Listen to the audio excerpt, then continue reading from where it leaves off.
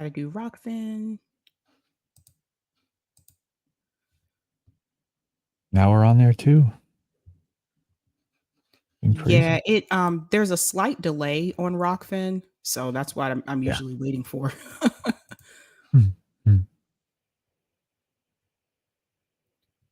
Do. All right, here we go.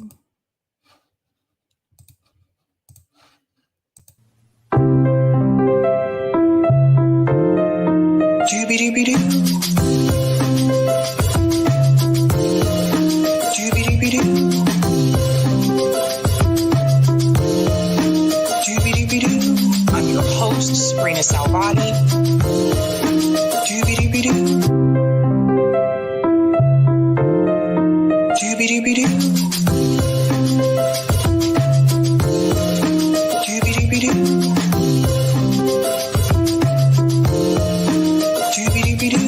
I'm your host, Sabrina Salvati.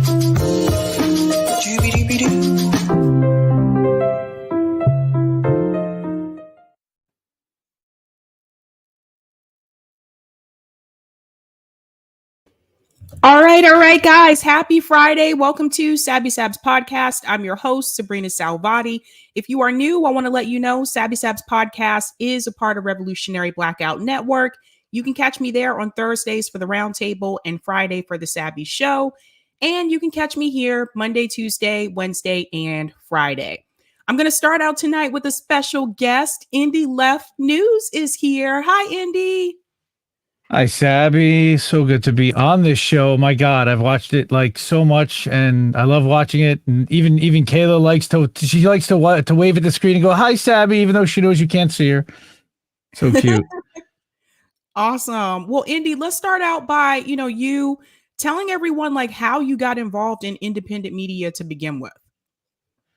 Yeah, I was just a follower and a fan initially, and in my previous job, had a way to do digital marketing and aggregating of content. I had a newsletter program, so I figured out how to kind of gather all these streams and feeds from all these different independent websites and put them into one website, which is called independentleft.news.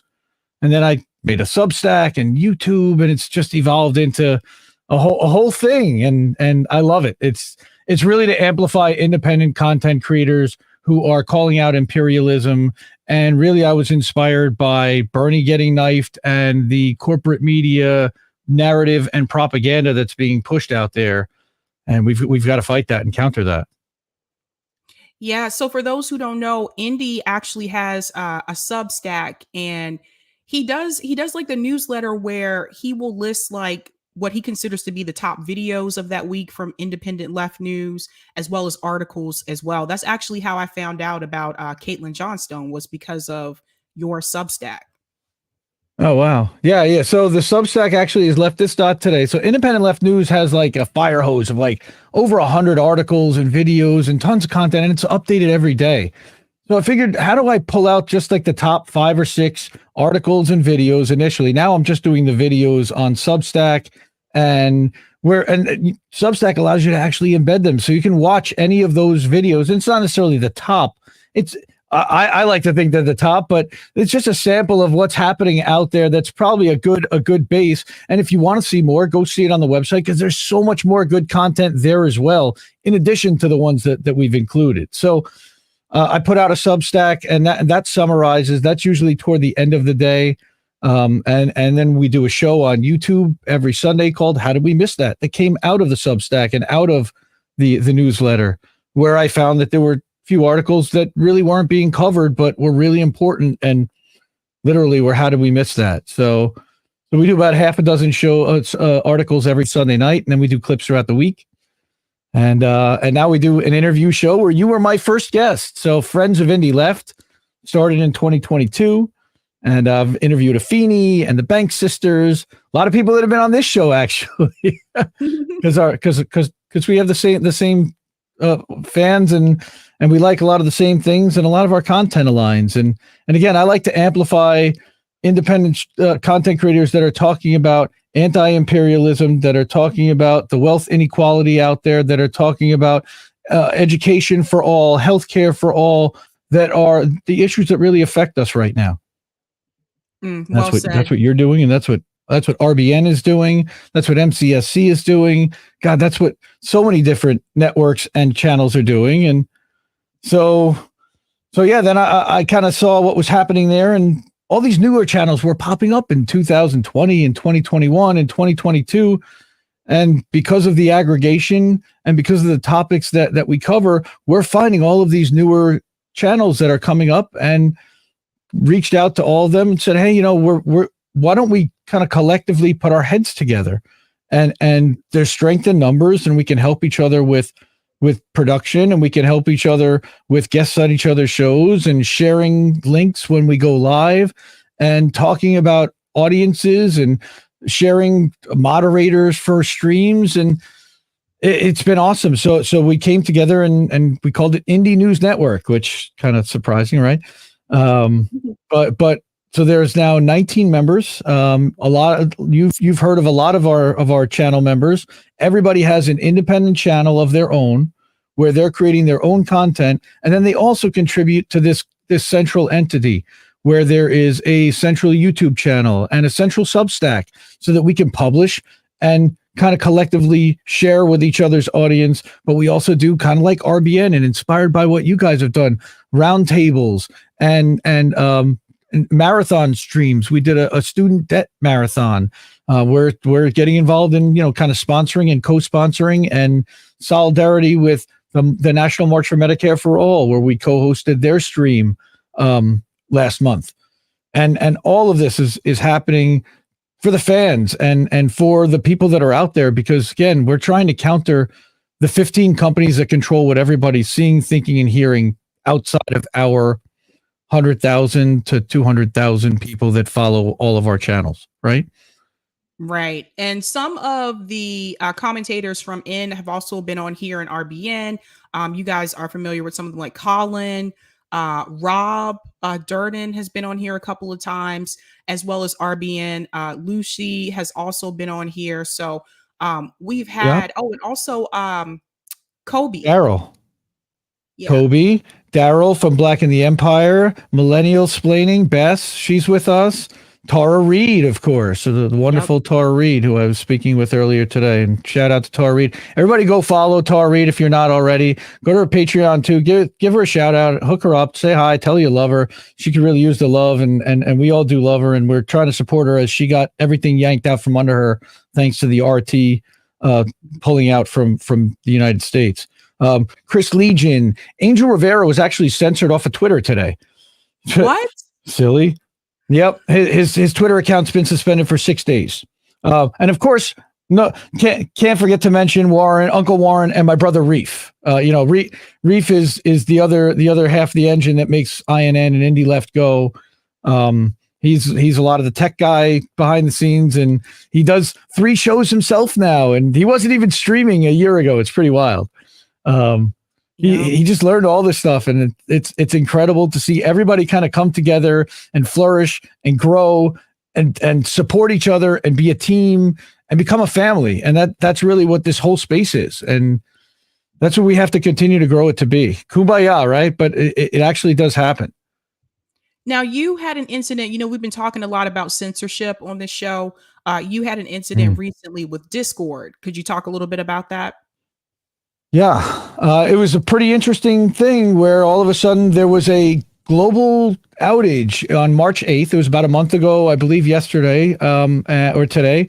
And when it came back up, I was unable to log back into my account, and there was no warning. There was nothing. And I got an email that was saying that my account was permanently disabled because I was either directly sharing misinformation or participating in a server that was dedicated to misinformation. They didn't say what that misinformation was. They gave me no examples. They gave me no attempt to resolve it. They didn't even tell me which server it was. Now, I wasn't the only one that was suspended and had my account turned off by any stretch. Reef as well had his turned off.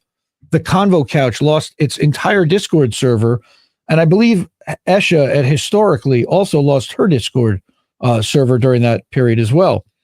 They never explained they never gave any reasoning, and they claim they really don't have to. And a lot of time and effort was put into that. I lost DMs and the access to admin a dozen Discord servers, including yours. Yep.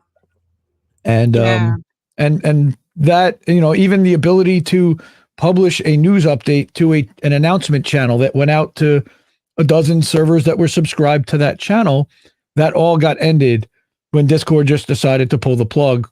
Again, censorship, but unexplained and random to a point. Now, was my account being reported by somebody? I don't know. Did they have a filter that said that if you had X words that had come from your account at any point? I don't know what the answer is. They never gave me one. Right. And now that account is permanently disabled. Exactly. And what people like may not realize is that Indy was an admin for other Discord channels. So he was helping a lot of us. Like, I did not know how to manage Discord. Indy probably remembers that meeting. I was like, what is this? But the way I explain Discord's a way for the fans to stay connected when you're not streaming. And it's a way for you to stay more connected to your community on a more one-to-one personal basis. I just think it's a phenomenally powerful tool. And it was really disappointing and sad to see what happened. I do spend a lot of time in Discord, and I had spent a lot of time learning the platform and understanding how to engage with people and how to set up automation so that when you publish a YouTube video, it automatically posts into your Discord. So it becomes like a little world all about Sabby, and you can have a channel dedicated to cooking if you're interested in cooking, and share links about cooking and automate streams with cooking and do all kinds of cool stuff. We weren't doing anything spreading misinformation. We're trying to amplify independent content creators. Now, my Discord server is still up, by the way. It was just my account that got disabled, which is kind of weird. Yes, it's very strange. Now, you recently got on Rockfin, correct? Thank goodness. Yes. Oh, my God. I've been a fan and follower and supporter of Rockfin for close to 2 years. Richard Medhurst and Graham Elwood, to their credit, back about 2 years ago when pandemic started, talked about Rockfin and it being crypto-based. And I got into the Ray token even, I think it was last December, I started to buy a little bit of Ray token to figure out, because I was a believer in all the independent streamers that I like are on there. It's a lot, just what you're looking for and no other fat effectively. Now, at the time, there wasn't nearly as much content. And in the year since, look at how it's grown. And yeah, I'm honored to be able to have a channel and to be able to stream there and put my shows on there and clips and to see my picture in the little circle up there next to yours is kind of surreal and an honor. And I just want to share stuff that everybody else makes, and you guys are great, really. You're doing amazing work. So I love amplifying you and everybody else in this space. And again, just to be alongside and see that little thing up there with Richard and everybody else, it's just wow. Yeah, pretty incredible. And again, thanks to Tara Reid for recommending Indyleft and for Rob Durden, my INM brother.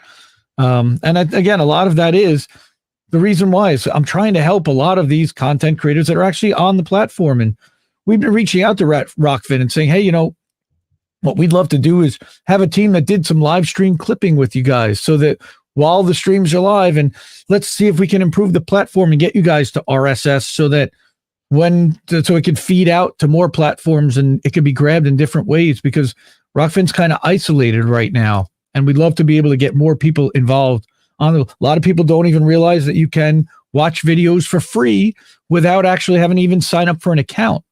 Right. Or that you can sign up for a free account without having to pay for a premium. Sorry. Right. And it didn't used to always be that way. It used to be you had to sign up for an account. And I think they were really good about listening to the feedback from the audience about that. So they removed that. But to give everybody an idea what Indy's talking about, if you haven't been on Rockfin, there aren't as many people on Rockfin like YouTube. Like, you have to apply to become a creator on Rockfin. And that's because Rockfin doesn't want to get too big too fast. It's more like a worker co-op. So there are, you actually meet the people who manage Rockfin. Like, so when I got on Rockfin, there was a meeting scheduled where they show you how to do what you need to do, an actual person. You don't have that with YouTube, obviously, right? So that's why you don't see as many people on there. I wish more people would watch Rockfin, because there's content on there that you're just not going to see on YouTube. Like Max Blumenthal has a show on there that is not on YouTube for obvious reasons. But I think that I think people just need to get used to the platform a little bit more. Also, I was going to ask you, have you checked out Odyssey? Oh yeah, we're on Odyssey as well. Actually, weird enough, I set up Odyssey before I had 300 subs to my YouTube channel, and I was manually uploading videos to that channel. And then once you get to 300 subs, they'll actually automate and back up your YouTube channel. So whenever you upload a video to YouTube, it'll just go to your Odyssey channel. The problem is they put that on a second channel. So now I actually technically have 2 Odyssey channels, one which I actually use for live streaming, and one which just backs up the YouTube videos that are uploaded as clips and the daily summaries of the top videos that I'm summarizing in the Substack, which I put out daily as well on YouTube, Rumble, right. Odyssey, everywhere we can put it out. I'm everywhere. And I want to show you guys really quick what it looks like. What Indy's new network looks like on YouTube. So this is cool. Indy News Network. And you'll see here he has all of his social media here. I actually, if you go to the Twitter one has all the circles with everybody's picture. If you go to twitter.com/getindynews, I don't know if you can bring that up. But here, I can put this in the chat, the private chat.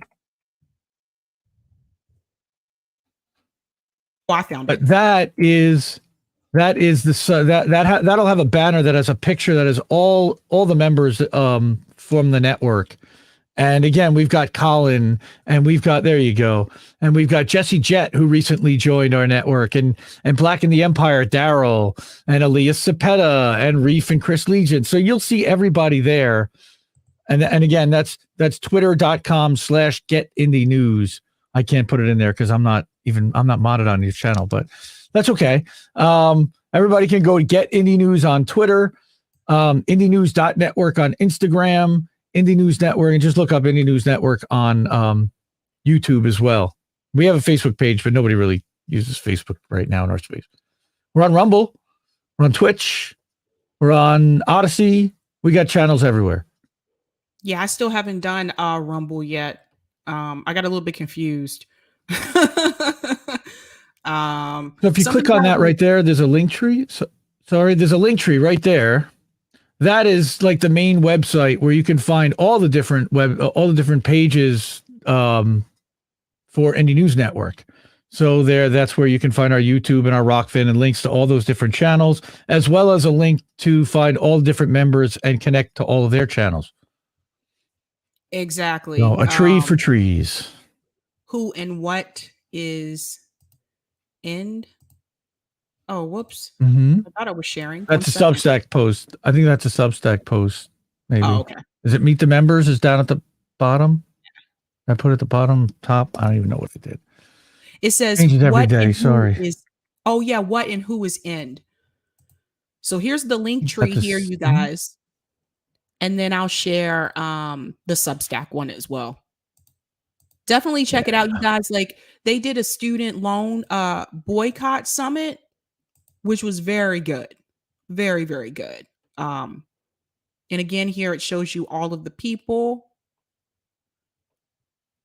It's really cool. Right Definitely at the top, right at the top of the link tree, there's a button for Meet the Members.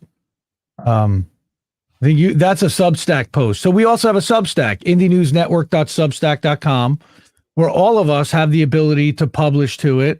We have The Dissident, for example. He's been publishing some fire posts about Ukraine, and I actually co-wrote an article with him a couple weeks ago about the propaganda and misinformation that's happening out there. Lucy, Blue Moon Red Wine, she's fire. She's doing awesome. She actually just interviewed Fiorella. And again, a lot of this stuff is making it up to INN. Reef just started a news show called INN News. So again, you can find all the members and all of their channels. And if they don't have a link tree to all their channels, I just link to their Twitter or their Instagram or wherever you can find them and we've got Luis, and we've got Jesse Jet, and Bess. So many members, and again, all of us are our own individual, independent content creators, but we come together to help each other and support each other and make a family and amplify each other. And it's been amazing. It's only 5 months old, and it's still growing. Absolutely. Now, Indy, what are some of the issues you've been dealing with in reference to the algorithm? We talk about that a lot on here, so just to let you know. Well, sure. Yeah. I mean, algorithm suppression is prevalent all over. Getting through, especially again, I follow a channel called Nay's Garden. He says, you have the toughest job in the world because you're independent and the algorithms hate the word independent, and you're left and the algorithms hate the word left. And all the content that we're talking about, which challenges narratives, which questions the Biden administration, which questions big tech, which is asking questions that they don't really have answers to or don't want to answer. Yeah, they're definitely suppressing that content, on top of the fact that corporate media is paying for the placement that they weren't paying for before. So what happened to YouTube, to me, part of it was that corporate media realized that, especially during pandemic, that's where the eyeballs were. They were leaving the traditional networks. They were watching YouTube as often, or they were watching YouTube simultaneous to watching a corporate network on mute.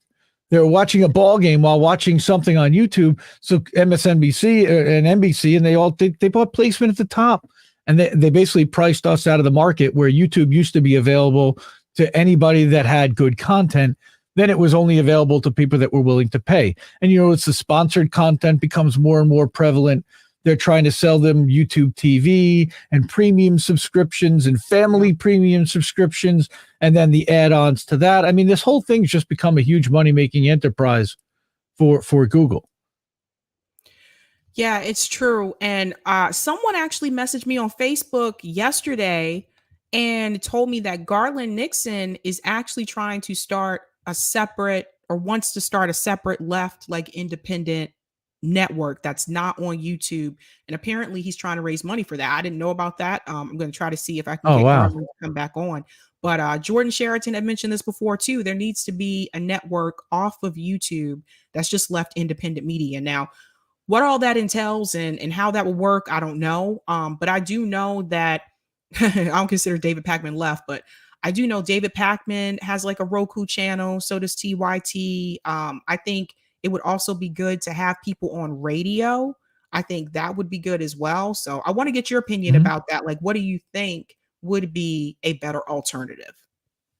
Well, I think INN and MCSC and RBN, for example, could potentially come together and spend the money on a license for a Roku channel. Potentially, I think it's a few $1,000s a year. It's not cheap, so somebody's got to fund all of this. These other corporate networks are not user funded. They are very well funded, and they're funded by profitability, by advertisers. And this is what we're up against. And if you don't want to go that route, you've got to figure out a way to get funded either by somebody who is benevolent and not going to try to influence your content. And shout out to Susan Sarandon if she's watching. Susan, I know you got some pretty powerful people that love us. Roger Waters, shout out to Roger Waters. He's there for every action, but he's also got some wealth behind him. And we need people like that. Joe Rogan, look, you got the money from Spotify. Spend 10 million of that 100 million and build yourself a real independent network that can not censor you for no matter what you do. We're going to need funding like that from people within the space that don't want to influence their narrative, but really want to make it truly independent for everybody. Without that, we're going to have a real hard time, and we're going to be playing what I like to call platform whack-a-mole, jumping from platform to platform as they censor us. And we're going to be one step ahead, whether that is with Super U or with D Live and there's new platforms, Locals and Minds. I mean, there's 5 or 6 or 7 or 8 platforms that none of us are really on yet. There's another one called Circles. And And these are newer, earlier, fledgling platforms that at some point may develop out into something if the major social networks don't crush them. But these are places where we're going to probably have to play in order to connect with our audience outside of the mainstream channels and outside of the corporate narrative channels, because they control all the gateways right now. And it's really scary. 15 companies. I agree. What advice would you give to someone who's thinking about starting a independent news channel? Do it. Just do it. Turn on a camera, go to anchor.fm and start a free podcast. Turn on a camera and start with YouTube. Get a free StreamYard account. You can go to YouTube and Twitch simultaneously, as well as to either Facebook or Twitter. You can do three different platforms for free. Set up an Instagram, set up a Twitter, try to be on as many platforms as you can, at least to have a presence, but then focus on 2 or 3 where you're going to really have, where you're going to have, I wouldn't call it authority, but at least you'll be known and you'll have a network of people that will see your posts and want to share it. And it depends upon the content you're looking to do as well. Do something that you care about, do something that you're knowledgeable about, do something that you're passionate about educating other people about. People are going to come flocking to that content. I agree. I would also recommend to people, I would be wary of Facebook. For example, like I have a Sabby Sabs podcast has a Facebook page, but I never stream to Facebook because I've seen too many people be demonetized and removed. Jimmy Dore just mentioned a couple days ago, they're now demonetized on Facebook. Yeah, completely. Yeah. I mean, the Facebook is not, it's really funny because that's where a lot of the traffic to the website actually does come from, according to the analytics. So Facebook is still driving a lot of the traffic off site. I don't find that their watch content is actually making a lot of money or getting a lot of eyeballs for lefty streamers, although I will give some credit. You mentioned Garland Nixon, who I'm hoping may end up at some point talking to some folks at INN and maybe even joining forces with us as well.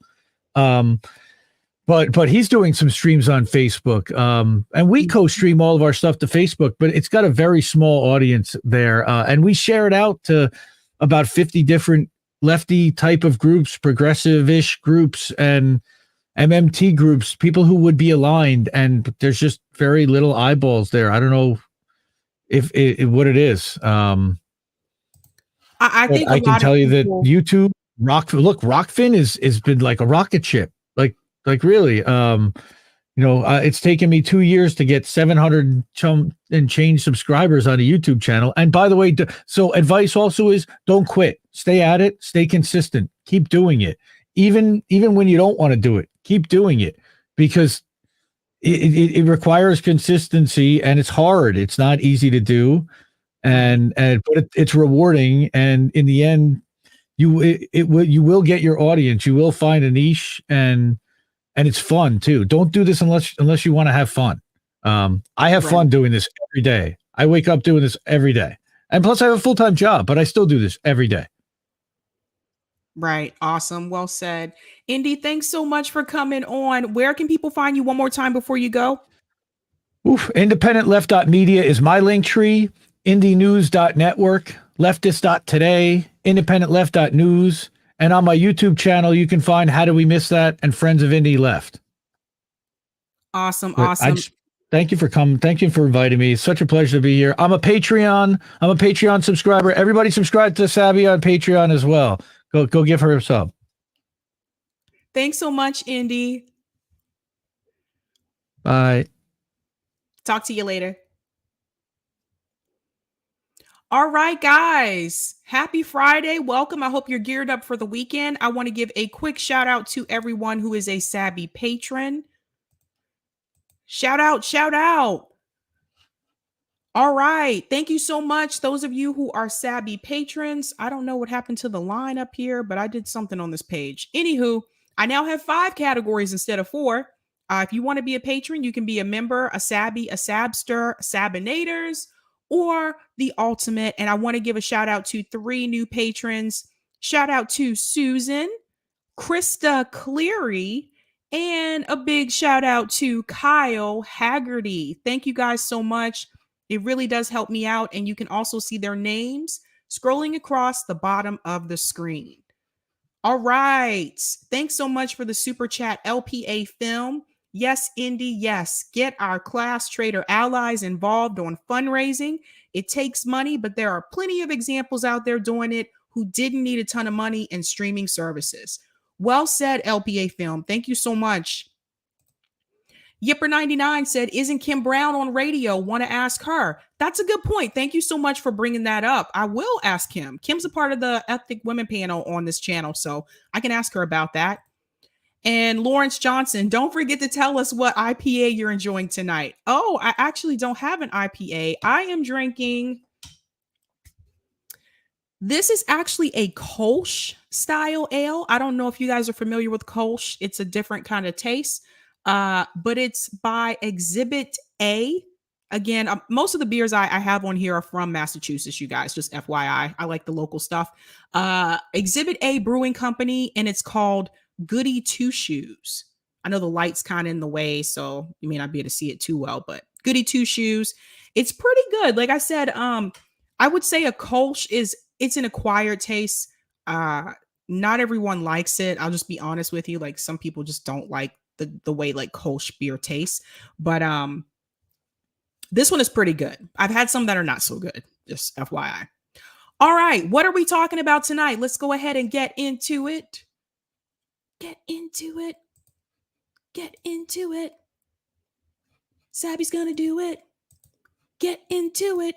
All right, tonight we're talking about Nomiki Konst attacks Krystal Ball, Jimmy Dore, and Aaron Mate.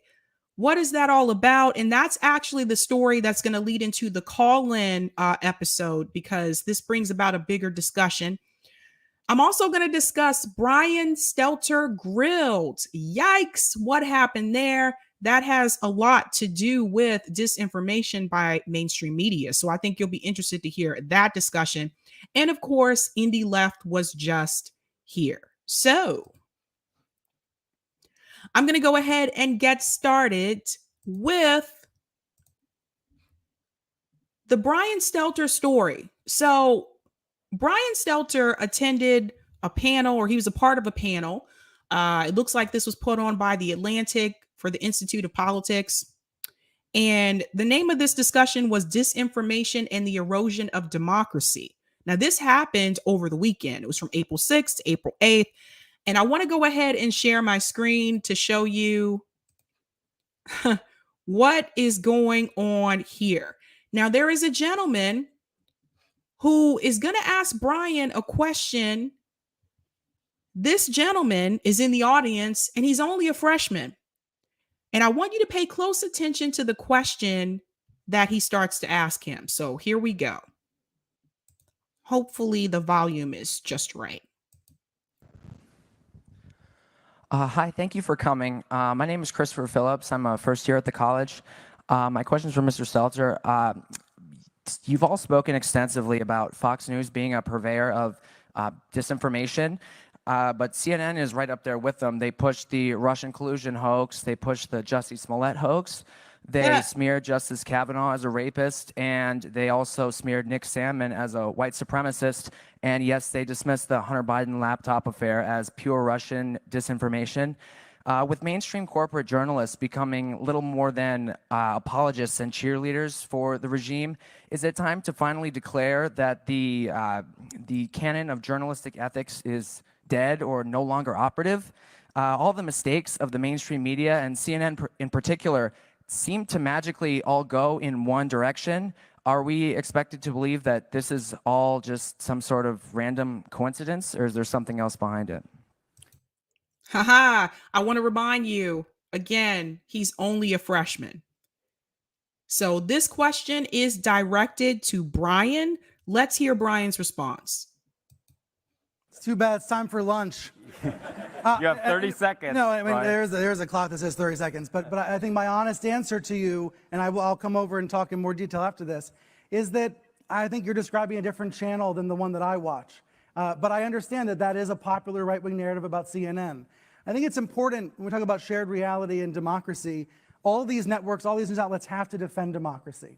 And when they screw up, admit it.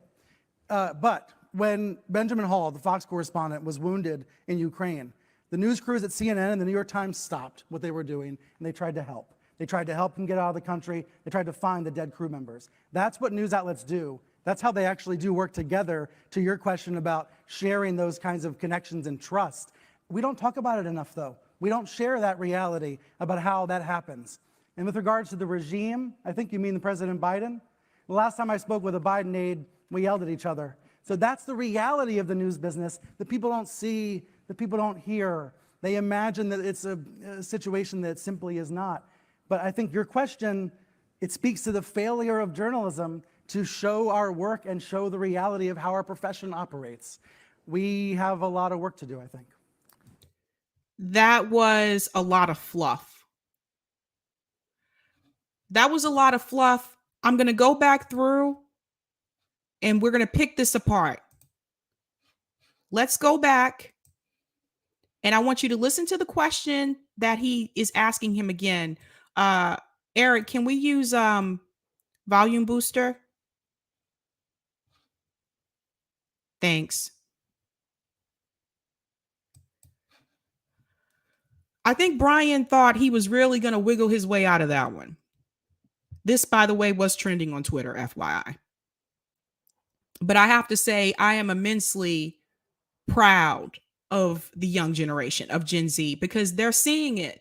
And this is what I wanted to happen, right? This is why I told you guys I really need to reach the young people because I was afraid that they weren't getting this message, that they were believing that these networks were not biased, that they were real, legit news, that they were telling stories the factual way and not in a biased manner. And it really warmed my heart to see that here is someone, this young gentleman, he's a freshman, he's really young, and he's able to see past the BS. So that really meant a lot to me. I'm glad he asked that question. I'm going to go ahead back in and here we go. Whoopsie. Hi, thank you for coming. My name is Christopher Phillips. I'm a first year at the college. My question is for Mr. Stelter. You've all spoken extensively about Fox News being a purveyor of disinformation, but CNN is right up there with them. They pushed the Russian collusion hoax. They pushed the Jussie Smollett hoax. They smeared Justice Kavanaugh as a rapist, and they also smeared Nick Salmon as a white supremacist. And yes, they dismissed the Hunter Biden laptop affair as pure Russian disinformation. So you see right there, even he is able to see when Brian says, oh, well, Fox News, that's just like fake news or whatever, or it's biased, yada, yada. This young man is able to see, guess what, Brian? I've noticed that CNN does the same thing. I've noticed that CNN has the same problem. And he's bringing up past events and he's bringing up a recent one, which is the Hunter Biden laptop story, which, by the way, people really didn't want to talk about. MSNBC didn't want to talk about it. CNN didn't want to talk about it. I played a clip about a week or two ago where Brian actually got into a heated conversation with another journalist who was upset with him because he would not cover that story. And when it comes to journalism, like, you're not supposed to do that. You can't play favorites when it comes to an investigation. And I really do feel like that was done on purpose. And I told you guys back then, like, they did, of course they didn't want to cover it. If it was Trump and it was Ivanka's laptop, CNN would have had no problem covering that story. And I think more people are starting to wake up and are starting to see the bias now that Trump is not in office. They're starting to see the same networks that had no problem attacking Trump for being fraudulent, for not doing the quote unquote right thing, for having bad finance deals, are not willing to call out Joe Biden for being corrupt as well. And it just, again, it really made me proud to see a young person having this conversation and this awakening. Let's go back in because he goes on. With mainstream corporate journalists becoming little more than apologists and cheerleaders for the regime, is it time to finally declare that the canon of journalistic ethics is dead or no longer operative? All the mistakes of the mainstream media and CNN in particular. So he notices that even mainstream media has these mistakes. He is noticing that, hey, maybe these journalists' ethics that are supposed to be in place don't really apply that much anymore like they used to a long time ago. My dad used to tell me when he watched the news growing up, you got the facts. That was it. No opinion, just the facts. Of course, things changed later on. Some people remember someone named Walter Cronkite. And if you talk to like a lot of older people, they'll tell you, I remember when Walter Cronkite used to do the news. It has changed because it's no longer news per se, it's more so infotainment. And this is why people like Rachel Maddow and Tucker Carlson were able to get away with when they were faced with accusations of not doing real journalist reporting.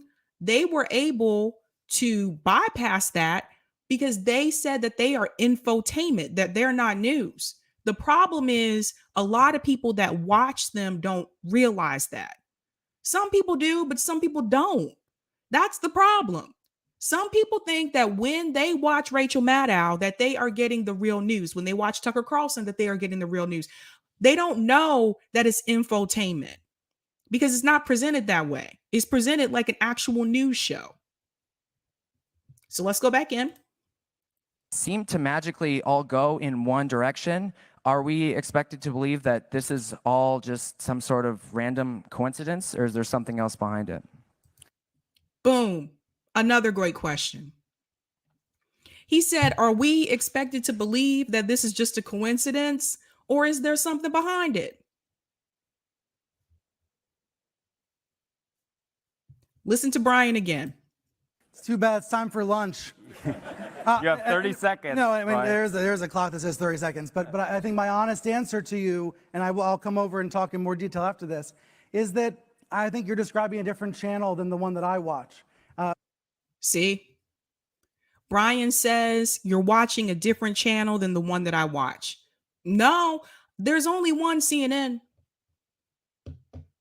You know, Brian's not stupid here. Obviously, he's not going to throw his own network under the bus. That's his job. But this kid sees what's going on. He knows what's up. And Brian, of course, is going to defend CNN. He says this is his honest answer. These commentators on CNN, Fox News, MSNBC, they have become very good at lying. Very good at lying. He doesn't even flinch when he says it. Here's my honest answer. But I understand that that is a popular right-wing narrative about CNN. Now he tries to blame the right. See what I mean?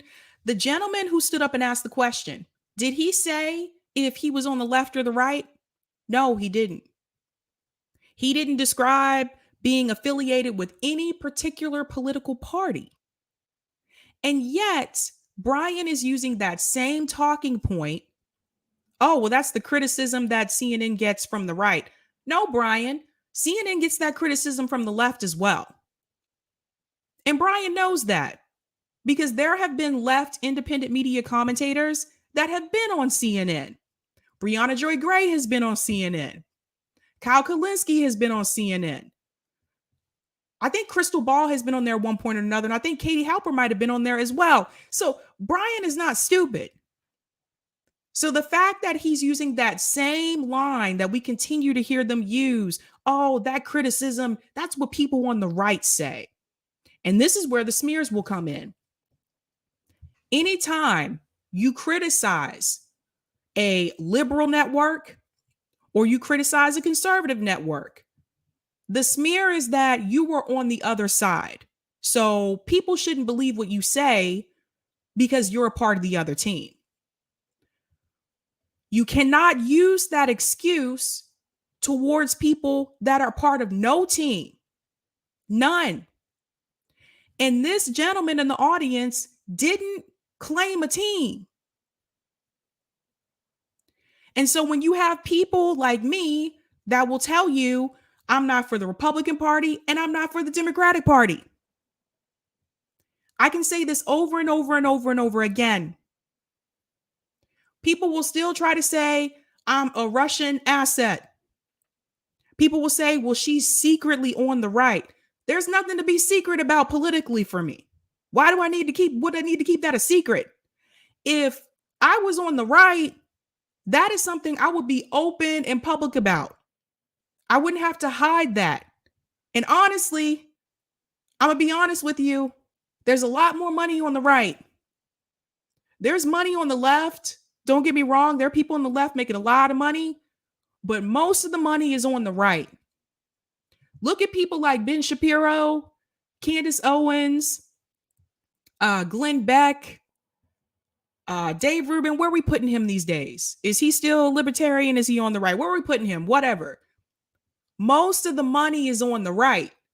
So why would anyone be secretly on the right in this space if you were just trying to grift and make money? That doesn't make any sense. But that's what they'll do. They'll smear you. They'll come back with all sorts of things just so people don't believe you, because they know that what you're saying is true. They just don't want to get caught. They have to continue to preach the same narrative so that they'll still get paid. It's sad. Here we go.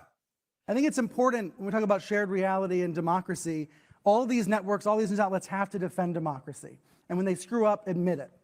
But they don't. He said all these networks have to defend democracy, and when they screw up, admit it. But they don't. Even CNN, when they've made mistakes, there's been times they didn't go back and correct those mistakes. They continued smearing. Look at what's happening right now, even with the Russia-Ukraine conflict. There are things that they've said about this conflict on CNN that were not true. They didn't come back and retract it. This is the thing. Like, we've seen this happen multiple times where they reported on stories, even with Joe Rogan. And I said it back then, Joe Rogan should have sued CNN. That was slander. Did they come back and apologize to Joe Rogan and say, oh, what we said was incorrect? No, they didn't. They doubled down on that story. Keep lying, Brian. But when Benjamin Hall, the Fox correspondent, was wounded in Ukraine, the news crews at CNN and the New York Times stopped what they were doing, and they tried to help. They tried to help him get out of the country. They tried to find the dead crew members. He mentions the New York Times and CNN stopped what they were doing, and they tried to help. He fails to mention that the New York Times and CNN are both liberal outlets. He's talking about this as if the New York Times is a conservative publication. It's not. It's liberal, just like CNN. That's what news outlets do. That's how they actually do work together, to your question about sharing those kinds of connections and trust.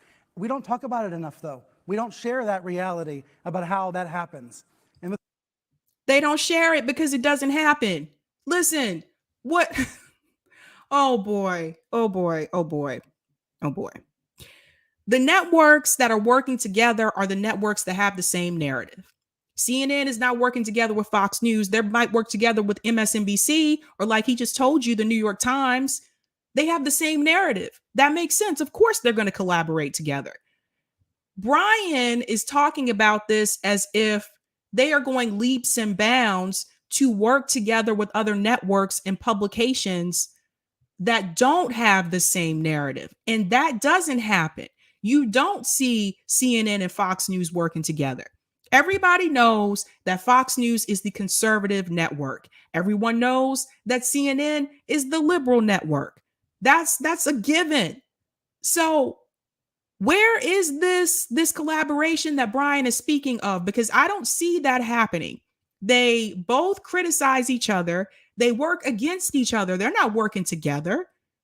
CNN smears Fox News smears CNN. They're not working together as a unit. with regards to the regime, I think you mean the President Biden. The last time I spoke with a Biden aide, we yelled at each other. So that's the reality of the news business that people don't see, that people don't hear. People don't see it and hear it because you don't talk about it. Notice he said, you mentioned the Biden regime. The last time I spoke with the Biden aide, we got into an argument. But notice he didn't elaborate about the regime.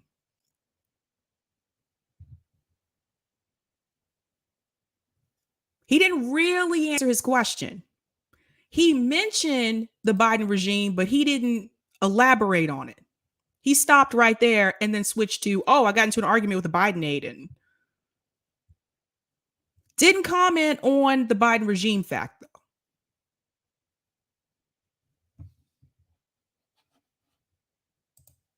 They imagine that it's a situation that simply is not. It's all in our imagination, you guys. We're imagining all of this going on. It's not really happening. Did you know that? This is what they'll do. You know, one of the big dangerous things, and Kim Iverson was right about this. One of the most dangerous things that we have in this country is the media. That's one of the most dangerous things because they are the ones that control the narrative, and there's so much propaganda. And this is why I tell people sometimes turn your TV off. There's so much propaganda. Mainstream media will have you hating the people that you should actually love and have you loving the people that you should hate. Mainstream media will do that. Mainstream media can build someone up, whether they're a celebrity or not, and they can tear someone down. It's all about the perspective. Look at the way, we'll go back to old school music again.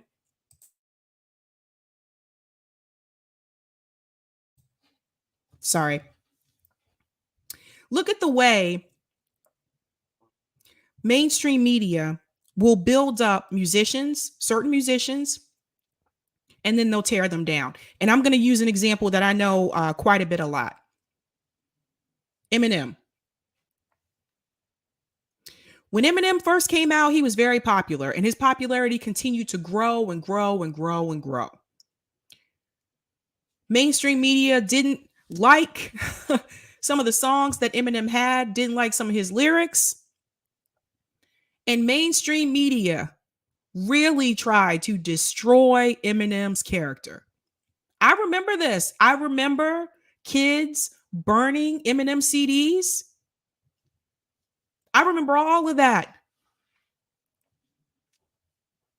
Now, Eminem was able to weather through it, but for some people, that does not happen. Like I said, they will build you up and they will tear you down. Something to think about. But I think your question, it speaks to the failure of journalism to show our work and show the reality of how our profession operates. No, his question speaks to the failure of journalism, about journalism not telling the full story and not telling the truth. It speaks to journalism being biased and journalism, again, preaching a narrative that they want you to follow and they want you to believe instead of just telling you the facts of the situation of the story that happened that day. That is what he's talking about. Hunter Biden laptop. Why didn't Brian cover that story? Why didn't he talk about it? Let's be real. Why did Fox News talk about it? It goes with Fox News narrative. It does not go with CNN narrative. It doesn't. And he was called out on that. We have a lot of work to do, I think. Well, he's right about that part. They do have a lot of work to do. But don't be fooled. Brian knows what's up. Brian knows that when he goes into work that he's given a script. See, I've been in these studios. I know how it works. For those of you who are new, who don't know, I majored in broadcast journalism and English. So I've been in local news stations. I've been in CNN. I know how it works. So it's not like here where I can just jump in front of my webcam and just talk freely. I don't have a script. There's no one giving me a script that says, Sabrina, this is what you need to talk about. This is what you have to read. I don't have that. That's the beauty of this. The narrative that I have is my own. There's no producer. Well, Eric's my producer, but there's no producer telling me what I can and cannot say.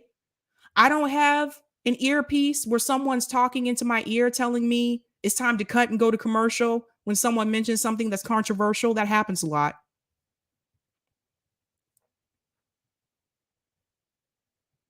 I'm going to go to some of the comments in the chat. I see Black in the Empire is in the house. Black in the Empire says, thanks. Guess I missed it. I'll check it out when he uploads the clips. Oh, yeah. Indy was here earlier. Black in the Empire. Monarch said, what? Sabby, how did you use to visit a CNN studio? Oh, that was years ago. Years ago. Yep. Long time ago. You are not, Eric. You're not just the help. Oh, boy. Oh, boy. Let me go to some of the comments in the chat. Mr. X says, if you criticize the left, you're automatically labeled a right winger. Yep, that's true. That's true. Oh, I'm going to get into that tonight, though. Thanks for the super chat, Black in the Empire. I'm just fed up with all of this nonsense. Agreed. Yipper99 said he is a professional stenographer and he couldn't comprehend his question. That's a good point. Yasmin says, I'm telling you, I'm so proud of Gen Z. They're seeing right through the establishment faster than us millennials were. I agree, Yasmin. It took me some time. It definitely took me some time. I agree.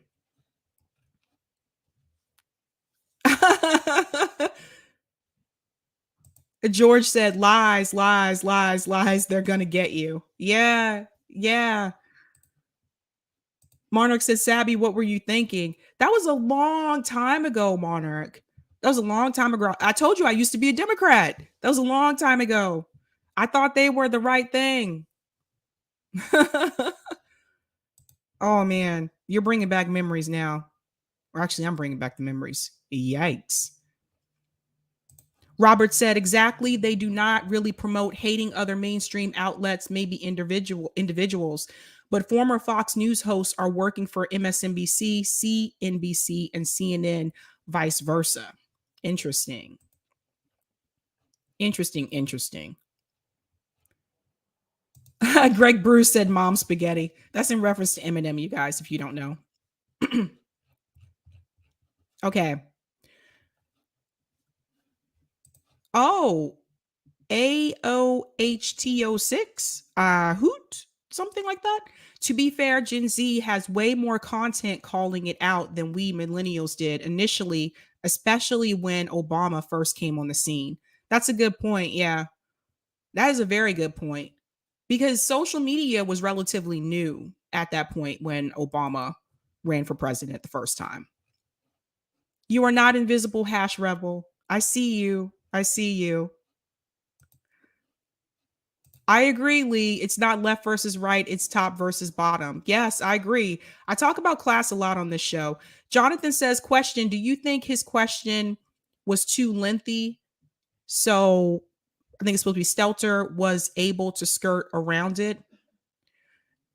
That is a tactic that some people will use sometimes. Like if the question is too long, they'll just talk around the question.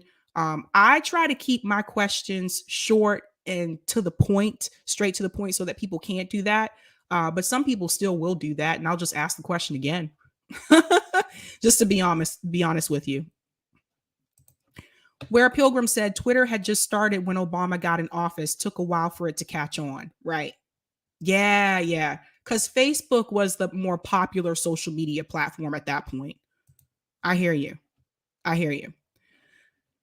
I'm going on to my next story, and this is the story that is actually going to lead into the call-in episode because we need to talk about something. Now, this clip that I'm going to play for you, it's not so much about calling out Nomiki, because honestly, I really want to have a discussion with Nomiki about this, because something that I've noticed, particularly coming from Majority Report, it seems like to me, I don't think they really understand how some people who are working class or are poor, or even some that are middle class, who canvassed for some of these candidates and who donated money to these candidates, I don't think they really understand why we are fed up and why we don't want to support them anymore. And that's part of this discussion. But I'm going to play the clip, but I did want to say that first. Like, do I have issues with some of the things Nomiki says? Absolutely, 100%. But the more I listen to her, the more I'm starting to realize I think they are in a bubble. I don't think that they are really interacting with everyday working class people, poor people. And I think that some of that's going to come across in this message. Now, there's some things that she says in this clip that I agree with, and there's some things that she says that I disagree with. But I do think that I think there needs to be a discussion had, because I think Nomiki is under the perception that people who are now being critical of squad members or being critical of Bernie Sanders are people that are trying to cultivate a right-wing audience, or people who have basically just given up or whatever reasons, right? Instead of looking at the class issue, instead of looking at some of us need these tangibles right now, and some of us may have given our last $5 or $10 to these candidates because we believed in them. Now, maybe that's our fault. But when Justice Democrats was sold to us, it was sold as a hostile takeover of the Democratic Party. Now, Nomiki did not start that organization, but I think for her to sit back and just pretend like we are being ridiculous or we're not being reasonable, I don't think that that's fair. And I think that when you are in a position where you are in a different class and you come from a different class and you don't know what it is like to actually struggle in this country, I think it is more difficult for you to grasp why some people are not going to play this game anymore. Now, in this clip that I'm about to show you, Nomiki Konst, and Emma's a part of this conversation too, although I think Emma's a little bit more reasonable in this discussion. There's a caller that calls in that starts asking questions about the Amazon union that just formed, and how AOC, didn't show up, and where should the focus have been. So let's go ahead and play that clip. I'm going to go ahead and bring myself to the back, and I really want you to pay attention to what the caller says here. Let's take a call. Calling from a 706 number. Who's this? Where are you calling from? Hey, is this me? Yes, this is you. Who's you? I am Justin from Georgia. Justin from Georgia. What's on your mind? Saw some conflict, and this is like terminally online stuff, so apologies in advance, but I saw some conflict about like AOC's relevance towards the Amazon union vote that happened. Mm-hmm. And I'm wondering, to what extent does it, I guess, matter to the left as a movement in general to deify or demonize, progressives who are the result of electoral politics? Like, how much You should do neither, in my opinion. Right.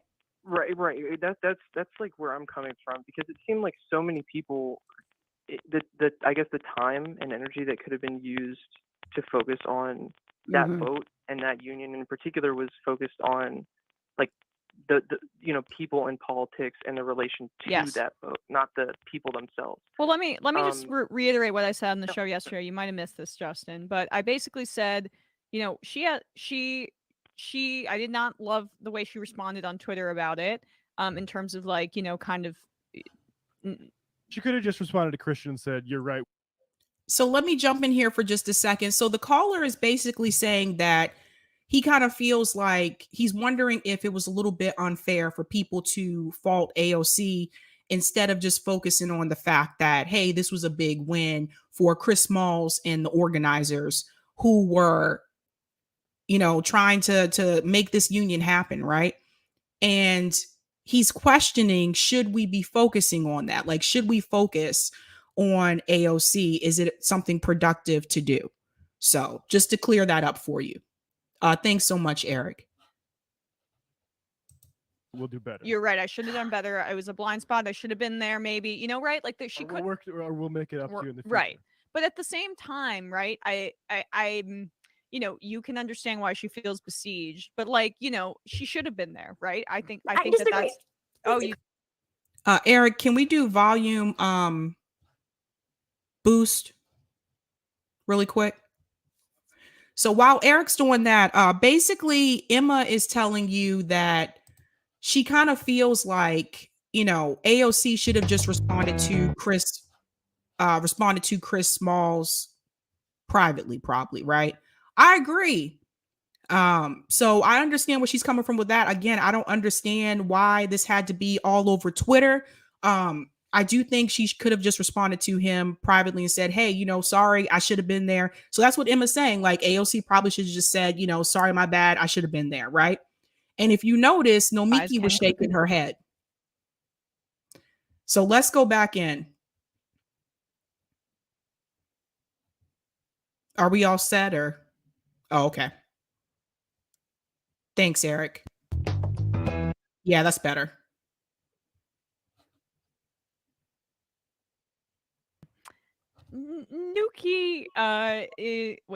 Nuking is best says, I hope I didn't say something bad. Nuking. It's right about here. Better. I was a blind spot. I should have been there, maybe. Right? Like that, she could work, or we'll make it up to you in the future. Right. But at the same time, right? I'm. You can understand why she feels besieged, but she should have been there, right? I think that's. Oh, you. So again, Emma's telling you AOC should have been there. And I do just want to add for people who are not aware, AOC did tell Chris Smalls and the other organizers that she would have been at that she was coming to that event. She did not show that day. And Jordan Sheraton interviewed them on the ground that day. You can find this video on Status Quo. If you go back, you can find it. And Jordan Sheraton interviewed them that day and asked them, like, what happened? Why isn't AOC here? And the response was they didn't know. She just ghosted them. She didn't show up. Later on, come to find out, apparently she said she was concerned about security. But then the organizers on the ground said that they were basically told that I guess she thought it was her team thought it was too street. It was too thug. Their words, not mine. So again, you can find that video on Status Quo. It is still there, I'm sure. That goes a little bit more into detail of this. But again, Nomiki is shaking her head when Emma says this. So listen here. Great. Okay. Disagree. First off, the last time AOC got involved in an Amazon fight, Amazon started pouring all the money in. They did put a lot of money in, but they did it in a different way. This was not, it was kind of. That doesn't make any sense. So because one time before when AOC got involved with an Amazon event, Amazon poured in a lot of money. So because that happened, AOC shouldn't get involved again. What? I want to be clear here. Chris Smalls explained this on Professor Wolf's podcast that Amazon spent $25 million to try to stop Chris Smalls and the other organizers from forming a union. That was without AOC, okay? So just because that happened before, you don't try to fight again? I'm a little bit, I don't understand. I don't understand the logic here. And I want to reiterate and say this again. AOC said that she would be there. It's not like, people were hoping she would come. They asked her and she didn't respond. She said she was coming. So I think we need to put the responsibility back on the fact that she ghosted them. Let's just be clear about that. Let's go back into the video. Better that they did this internal campaign, and granted it went on for a long time and they had an independent union, and I've talked to Chris about this and why, and there's a lot of pluses and minuses to attaching yourself to an existing union like RWDSU, like they did in Bessemer, and RWDSU is based here in New York, and having a full-fledged campaign with like national figures. It also puts a big target on your back, and slow and steady wins the race. It's And this is where we have a problem. She said it also puts a big target on your back. I would argue that AOC already had a target on her back. I think that AOC has embraced celebrity culture. I think that when you look at the other members of the squad, who is on the cover of all the magazines, who's doing the most interviews, who was at the Met Gala, so AOC already had a target on her back. She has been saying since over a year ago that she was getting death threats, right? So she already had a target. So how are you going to put a target there that's already there? I just think these are excuses. Again, AOC said she would be at the events. So you broke your promise. She didn't break her promise to the Met Gala. Let's be real. I'm sorry, but Nomiki is pretending like AOC really is not in the wrong here. She's in the wrong. You tell workers and organizers you're going to be there to help them, especially you're a politician. You show up. You show up. You don't ghost them. Here we go. There's more. There's more. I don't know. I think in retrospect, it's easy to say that. I get that, but, right? But also, like, I'm sorry, Crystal Ball, with all due respect, and she is a friend of mine. I live in Queens. I live in Astoria. Let's jump in here for a second. You know what's really funny to me? I don't understand these podcasters that do these streams where they're like, so-and-so is my friend, but then they attack their friend on stream. Because like when I have disagreements with my friends, I damn sure don't attack them on live stream. By the way, I'm not friends with any of these people. I don't know any of them. But if I have a disagreement with my friend, I'll text my friend. I'll call my friend. I'll talk to them about this offline, not on a live stream. So if you guys are friends like that, why didn't you just have this conversation with her in private? Why are you blasting your friend on your live stream? This doesn't make any sense to me.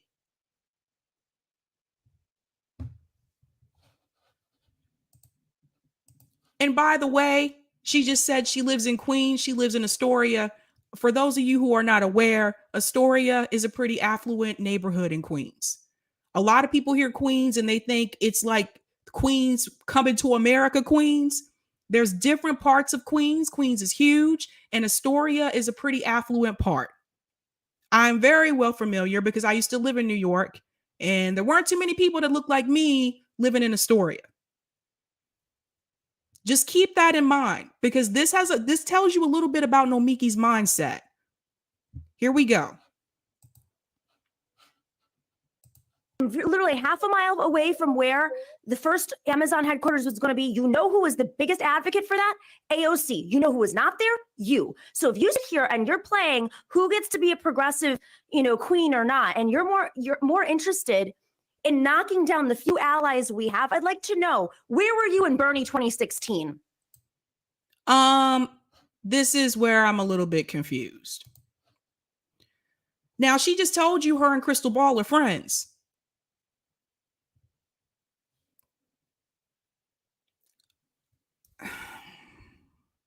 I think we need to be careful about using the word ally, right? So she's like, you're going to knock down the few allies that we have. I don't know about you guys. I do not consider AOC to be an ally per se. She has shown a different side of herself, or a side of herself that I never thought that I would see when she was running for office. So I don't know if I want to put her in the ally bucket. But Nomiki goes on to say, you want to be like this progressive queen, and where were you, Bernie 16? What does that have to do with this particular issue? Look, all of us at some point came over to the left. I wasn't born a lefty. I voted for Obama, and let's be real here. Nomiki raised money for Obama. I'm pretty sure she wouldn't like it if someone said, whoa, well, where were you in 2012? You were raising money for Obama. Look, it took people time to get over to the left. Everybody has their own growth spurt. This is not me trying to defend Krystal Ball. I have criticisms of Krystal Ball, but I really don't think that that's fair.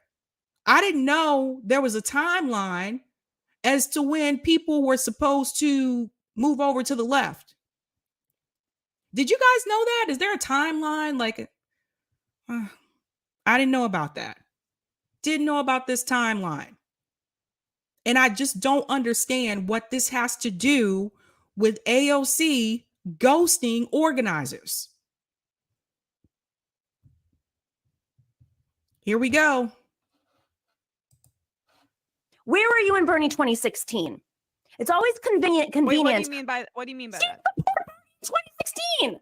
How Oh, and be the pure progressive purist? yeah. Well, look, I mean, Do that. it's a branding exercise for a show. Like, I'm over it. It's just I'm less ripping concerned apart the about that. left. Bro. Okay, let me look.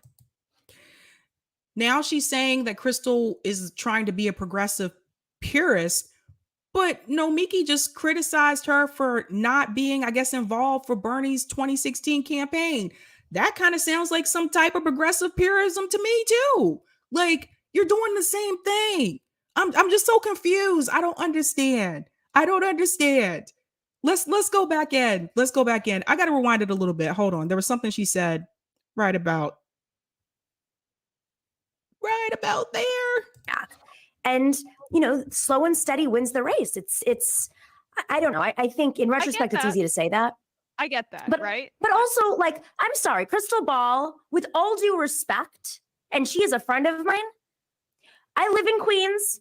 I live in Astoria. I'm literally half a mile away from where the first Amazon headquarters was going to be. You know who was the biggest advocate for that? AOC. You know who was not there? You. So if you sit here and you're playing who gets to be a progressive, queen or not, and you're more interested. I just want to chime in here and say, but Krystal Ball didn't say she would be there. See, Nomiki's leaving that out. Do I think that some of these commentators that have the large platforms could do more in reference to organizing? Absolutely, 100%. I think they could get out in the streets. I think they could use the platform that they have to bring more people out at these events. I really wish that Krystal Ball and Sagar would have mentioned the marches for Medicare for All that happened in this country, which they were silent on. I really do wish, yes, they could be better about that with their platforms. But Krystal Ball did not say she was going to be there. AOC did. So I'm a little confused. In knocking down the few allies we have, I'd like to know, where were you in Bernie 2016? Where were you in Bernie 2016? It's always convenient. Wait, what do you mean by that? 2016. Oh. And be the progressive purist. Yeah, well, look, I mean, do that. It's a branding exercise for a show. Like, I'm over it. It's just less ripping concerned apart the about left. It's ripping apart the left. I'll just be honest with you guys. I started my show last year in January, and I started off interviewing progressive candidates. For those of you who are new that don't know that, that's how I started off my podcast, interviewing progressive candidates. The left was already fractured when I joined. When I started my show, I'm just being honest with you. It was already fractured. This was right after Force the Vote. There was a split over that. And I also noticed that the left started to split after Bernie Sanders suspended his campaign and told everybody to vote for Joe Biden. I remember that as well. So I think the blame here is going to the wrong people. And it's not just Krystal Ball. She's going to go on and mention other people too.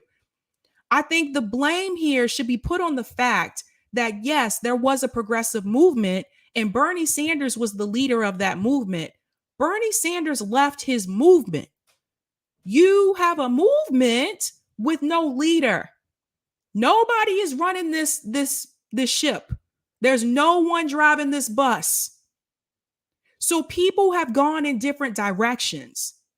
And I think some of this anger that she may have towards Krystal, if you're upset about the movement being divided, instead of blaming the podcasters, I really think you might need to look at the person who started the movement and walked away. Because how do you do that? How do you do that when you told people that even if you did not win, you would be right outside with the people? What happened to that? Hit that like button, guys. That really helps me with the algorithm. What happened to that? How could you? I just don't understand.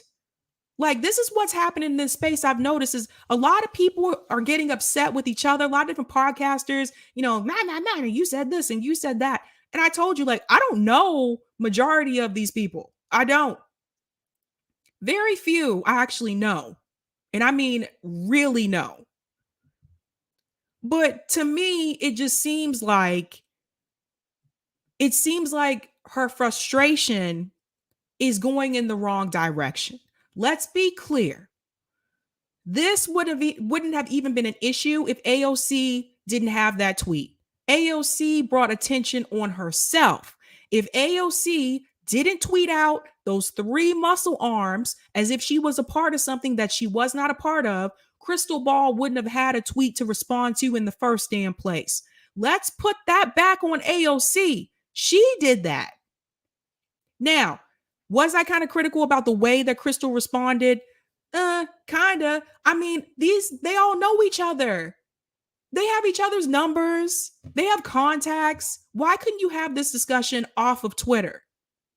It was just weird to me. It was bizarre. And Dan Price got in the mix talking about why he don't go on someone's show. And that had nothing to do with Amazon. It's just strange to me. It's just bizarre. I'll go back in. But my point is just, it's Roger Ailes politics, though. I'm going to continue with this. It's Roger Ailes politics. Roger Ailes picks fights, creates fights, rides fights, turns things. And frankly, AOC, she should have responded, frankly. If she said anything, she'd have been like, I'm really supportive of the union effort. Congratulations. We're really proud of everybody. And then move on. But to respond to a YouTube host who wasn't even on the left 5 years ago, I'm not saying. See, okay. Bro, isn't she a YouTube host? Nomiki is also a YouTube host. Is this a degradable thing now to respond to a YouTube host? You're a YouTube host. What is happening here in this discussion? What is going on?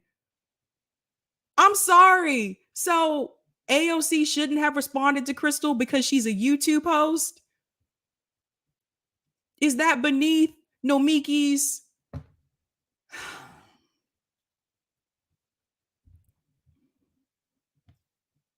This rant makes no sense to me. I don't understand this.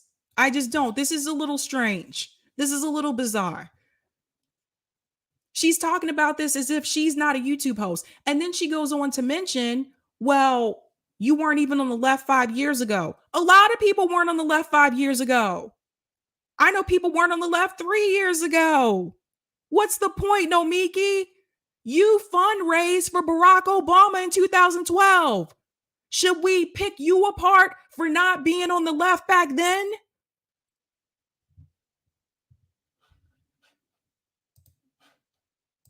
That, like, you can't evolve, but this is clearly an exercise here.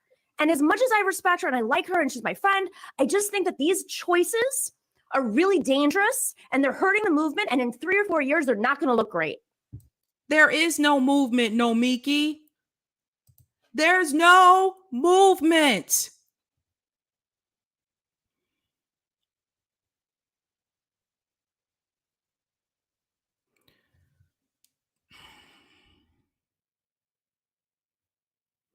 This is really hurting the movement. Let's have a wake-up call for everybody who may not be aware.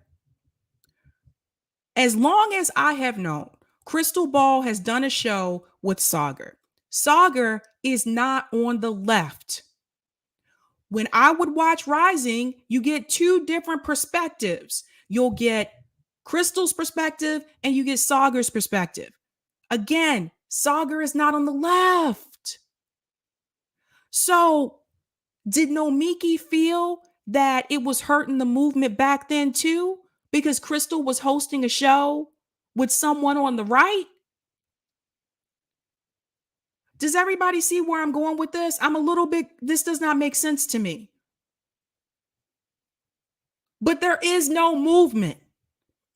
There's no one leading this. Bernie Sanders has told us Joe Biden is doing a good job on Krystal Ball's show, mind you. And Krystal pushed back on him a little bit, but there's no progressive movement right now. And this is why I honestly would like to have this conversation with Nomiki, because I feel like she is living in a bubble. I don't feel that she's meeting people like me and like some of you that are fed up with this bullshit, that are tired of the squad, that don't want to vote for either party, that don't really have the money to support a system that is controlled by Wall Street, and none of them are helping us. None of them are fighting for us like they said that they would. And I want to remind you, if you just joined, Justice Democrats was described as a hostile takeover of the Democratic Party. I haven't seen any hostility, and I sure as hell have not seen no damn takeover. So people have a right to be upset. Let's go back in. Yeah, I mean, I don't trust her incentives at all, and I frankly, Justin, we're just gonna let you go and keep up our conversation. If that's sorry, all right. Justin. Yeah. You triggered me. Yeah. But I mean, I think my perspective on this issue is that if you do something like Chris Smalls did about unionizing a Amazon union, and you have problems with AOC, you have the right to air those, even if like there's concern that some people in the media are going to use as a branding exercise, or even if people aren't sort of convinced about the utility of making this about or firing back at AOC. Like, I think frankly, like, it's the kind of heat, it's a much. And Matt is correct. You have the right to criticize.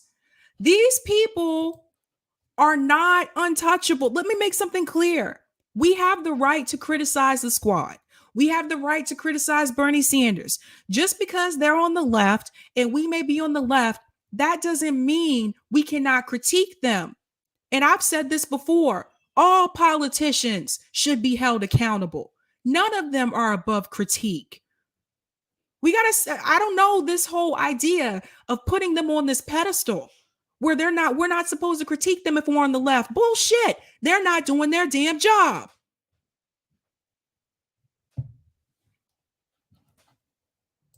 Much better heat than typically gets applied to AOC. I think it's one that could be constructive. But I do agree about media incentives to basically use this as a branding opportunity. I'm 100% behind Chris in terms of like, if he has it based on just the fact of his enormous success, the fact that like he built this from the ground up in terms of, there was, as you mentioned, there were benefits to joining a larger union, but he was able to go about it his own way. And it's like this incredible story. And I feel that an over focus on her takes away from the victories of the organizers, even 100%. Though. And I agree with what Emma says there about it takes away from the victory of the organizers, that the focus should be more so on Chris Smalls. I agree to that. But it was AOC who put the focus on herself in the first place. I just want to point that out. His criticism, I'm way more willing to listen to that because he's on the ground there. And I think that that's valid, and he should be heard in that regard. But what I But he do also have an didn't issue say with- what they're saying either. Hold on. Go What back I- and play the tape. That's the other. That's not true. No, Nomiki's wrong here. That's actually not true. If you watch the videos that Jordan Sheraton has on Status Quo, Chris Smalls was critical of AOC. In fact, one of the videos on Twitter, I don't know where it's at now. I have to dig and find it. But Jordan asked him, like, what do you have to say, to AOC? Anything you want to say? And Chris Smalls said, hell no, she don't deserve it. So that's actually not true. Nomiki saying, well, he didn't even say what they're saying. That's not true. They did say that she ghosted them. So I don't know if Nomiki has seen those videos from Status Quo or not, but I would highly recommend that she watch those videos, because what she's saying right here on this live stream is not true. She's making it seem like Krystal Ball just came up with this statement, and it's not the same way that Chris Smalls feels, but that's not true, because Chris Smalls had said the same thing. In fact, he said it when the event happened and she didn't show. And he said it again on Status Quo after they won. So Nomiki is not telling the truth here. Other thing. What I They do have an- used him, which is offensive. And sometimes people don't realize they're being used in this media game that I think is like really only benefiting the right wing and capital. Well, the Chris has. Well, okay, I do agree with Nomiki saying sometimes people are used in media space. I do agree with that. I don't agree with the fact that it only benefits the right wing. I don't agree with that part. That's not necessarily true. Like, there is no end all be all. Look, there's no, this isn't a black and white thing, right? I think that she's looking at this from the lens of left and right. I'm looking at this from a class perspective. And I think this is where we're going to talk about in the call-in portion of the show. I want to talk about the class issue in reference to this, because it seems like to me, these two women, they seem to only want to focus on the left versus right and not the class perspective, the class dynamic. Why working class people don't want to do this anymore?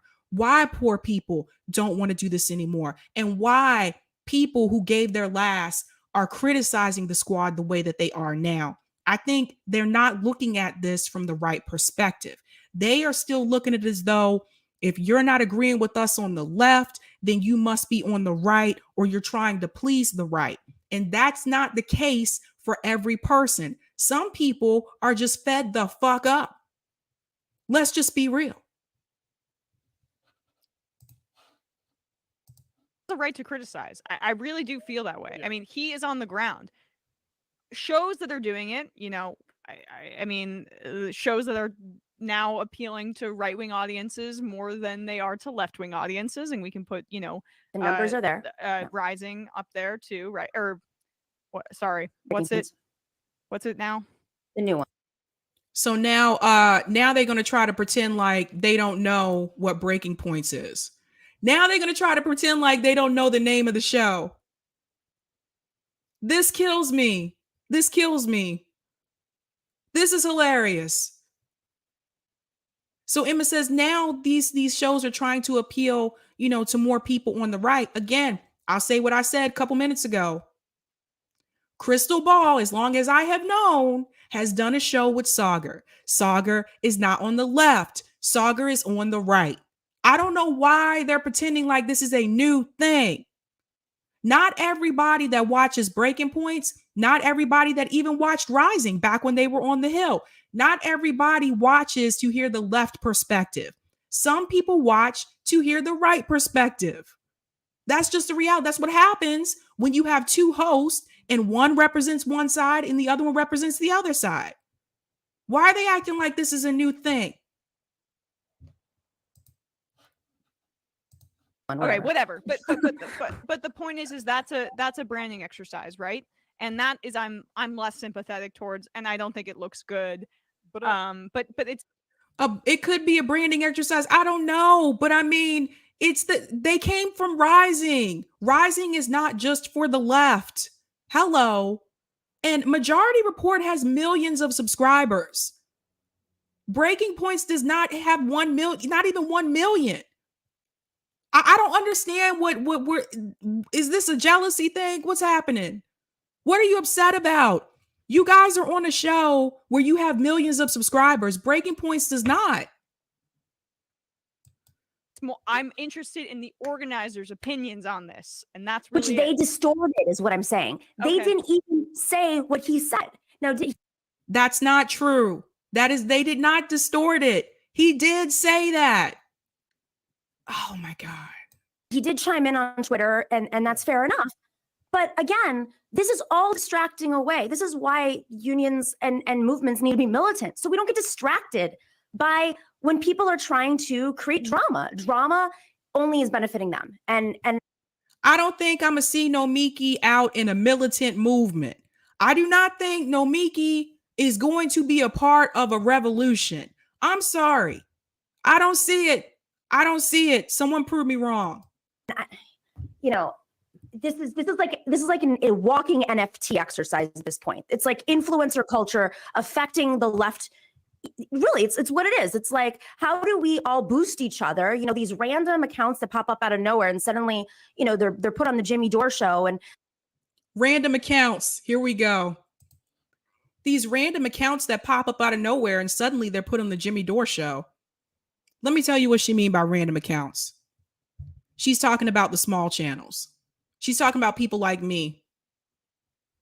Maybe not me particularly, or me personally, but she's talking about the smaller channels.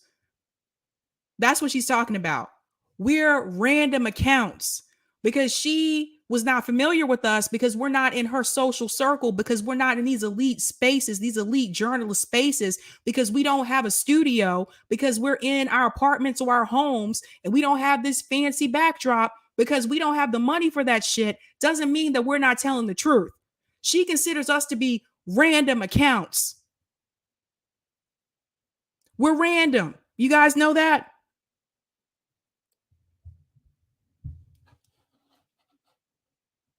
Let me shout out some of these super chats. Thanks so much for the super sticker, Oz. Really appreciate it. Thank you for the super chat, Yasmin. Amazon regularly tries to get Shama Sawant out of her seat. So Nomiki's point on AOC is ?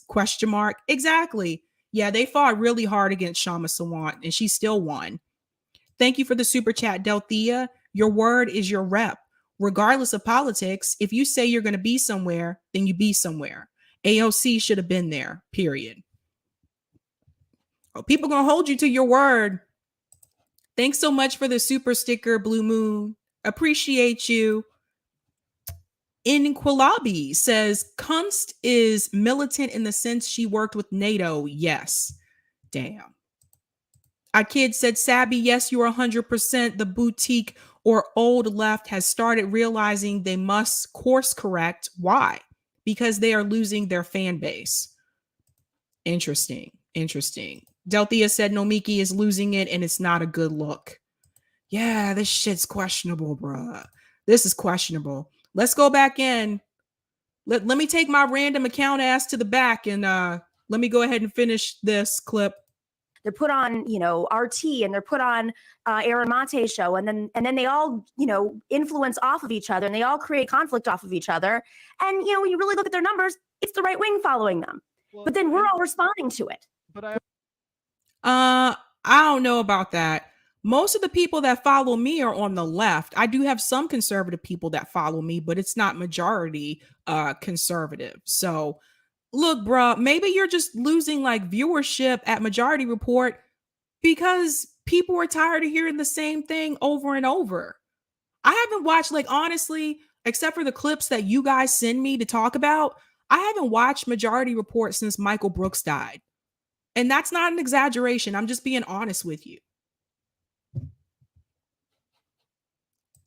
Like they're like why this is less concerned is like this is a good pivot, frankly, for those energies. Like if all of a sudden they decide that we need to start helping unionize Amazon warehouses despite AOC, and that leads to actual more results like this, I think that's fine. And ultimately, if it doesn't, then we'll have like more to critique about why it didn't lead to anything productive. But I think like a lot, like Jimmy Dore, for instance, like if he wants to all of a sudden act like he's supporting unions Ugh. for taking COVID safety seriously, I mean, it'd be news to the Chicago teachers that he was basically shaming into being that, saying they were fear mongers. And this is how this unionization effort started, was out of COVID's lack of safety precautions in April 2020. That's what Chris was concerned about. But why? Oh my God. Yes, because that apparently was Jimmy Dore's fault too.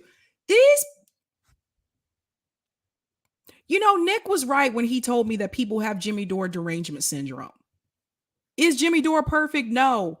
But these mofos try to blame Jimmy for every damn thing. The weather said it was going to be sunny. It rained today. It's Jimmy's fault. It just is. Every conversation somehow is Jimmy Dore's fault. Now, Nomiki sitting up here talking about Crystal Ball is dividing the left, but she didn't went on to smear Crystal Ball, who's supposed to be her friend, Jimmy Dore, random accounts. She's probably talking about me and Jackson Hinkle, maybe. And she's about to smear Aaron Mate too. Hold on. Here we go. Who's dividing here? She doing the same thing.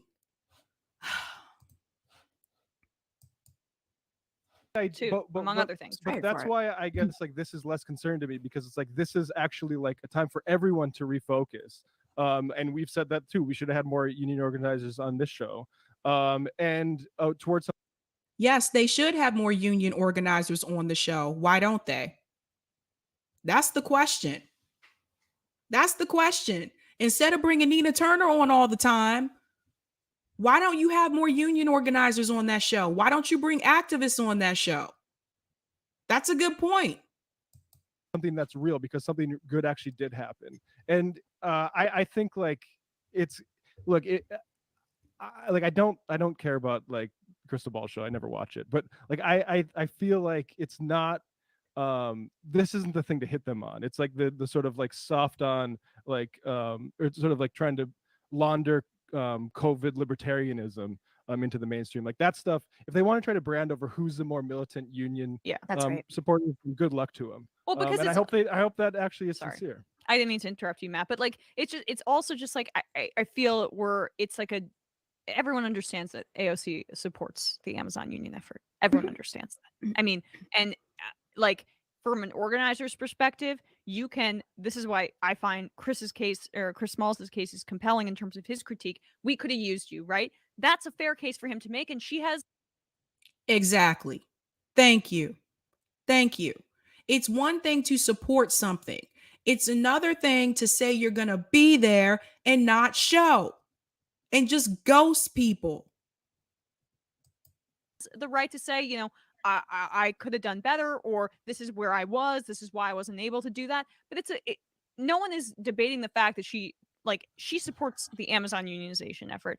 And so like then we're having a debate about tactics and whether she was there enough or whether she wasn't there enough. And that's when we're in this territory of, okay, we are completely making this historic victory in Staten Island about Alexandria Ocasio-Cortez. And it's a savior thing. Is people who have media platforms and who right-wing reactionary audiences eat up anti-AOC stuff. And they don't particularly care if it's coming from what you present as a left-wing perspective, or if it isn't genuinely left-wing perspective. It's not just people on the right, though. And see, this is where I think the disconnect is. I don't think they're talking to people like me. I've never been conservative, never in my life. I've moved further and further left as I've grown older. But I don't think they get it. They think it's not just the right. Some of it is people on the left who supported AOC, who canvassed for AOC, who donated to AOC and other members of the squad and Bernie Sanders as well. And we have become disappointed, and we have given them multiple chances and opportunities, and we're just tired of it and we're done. It's not just people on the right. I feel like they don't really get it. They really, really don't. Because, if you're cultivating a show that's meant to appeal to leftists and bring actually right-wing people along, that's not really how you go about it, in my opinion, in terms of how it's been presented from a media perspective. And they're picking away. They're picking away, constantly picking away. You're picking away. You're picking away right now. You've already smeared You've already smeared like 2 people in the random accounts people, and you're about to smear Aaron Mate as well. Like, oh, where can we? The second that Chris Smalls should have been the number 1 trending, and an ALU together should have been number 1 trending. It immediately, just look at the trending topics on Twitter. Immediately, went down in the rankings for Krystal versus AOC. Now that I do agree with. I did notice that, and I mentioned that on my show, that Krystal Ball was trending after that confrontation that she had with AOC. So I do agree with that. It should have been Chris Smalls that was trending. But again, AOC found a way to make it about her.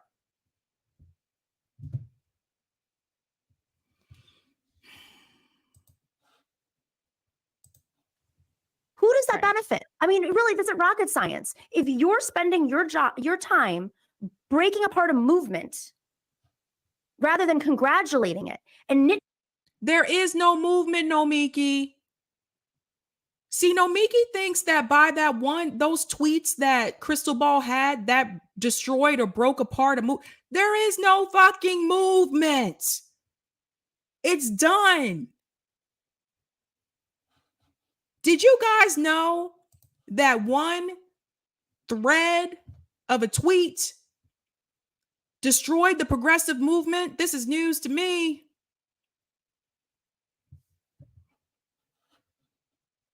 Picking, she's also setting AOC up as if she's some sort of deity.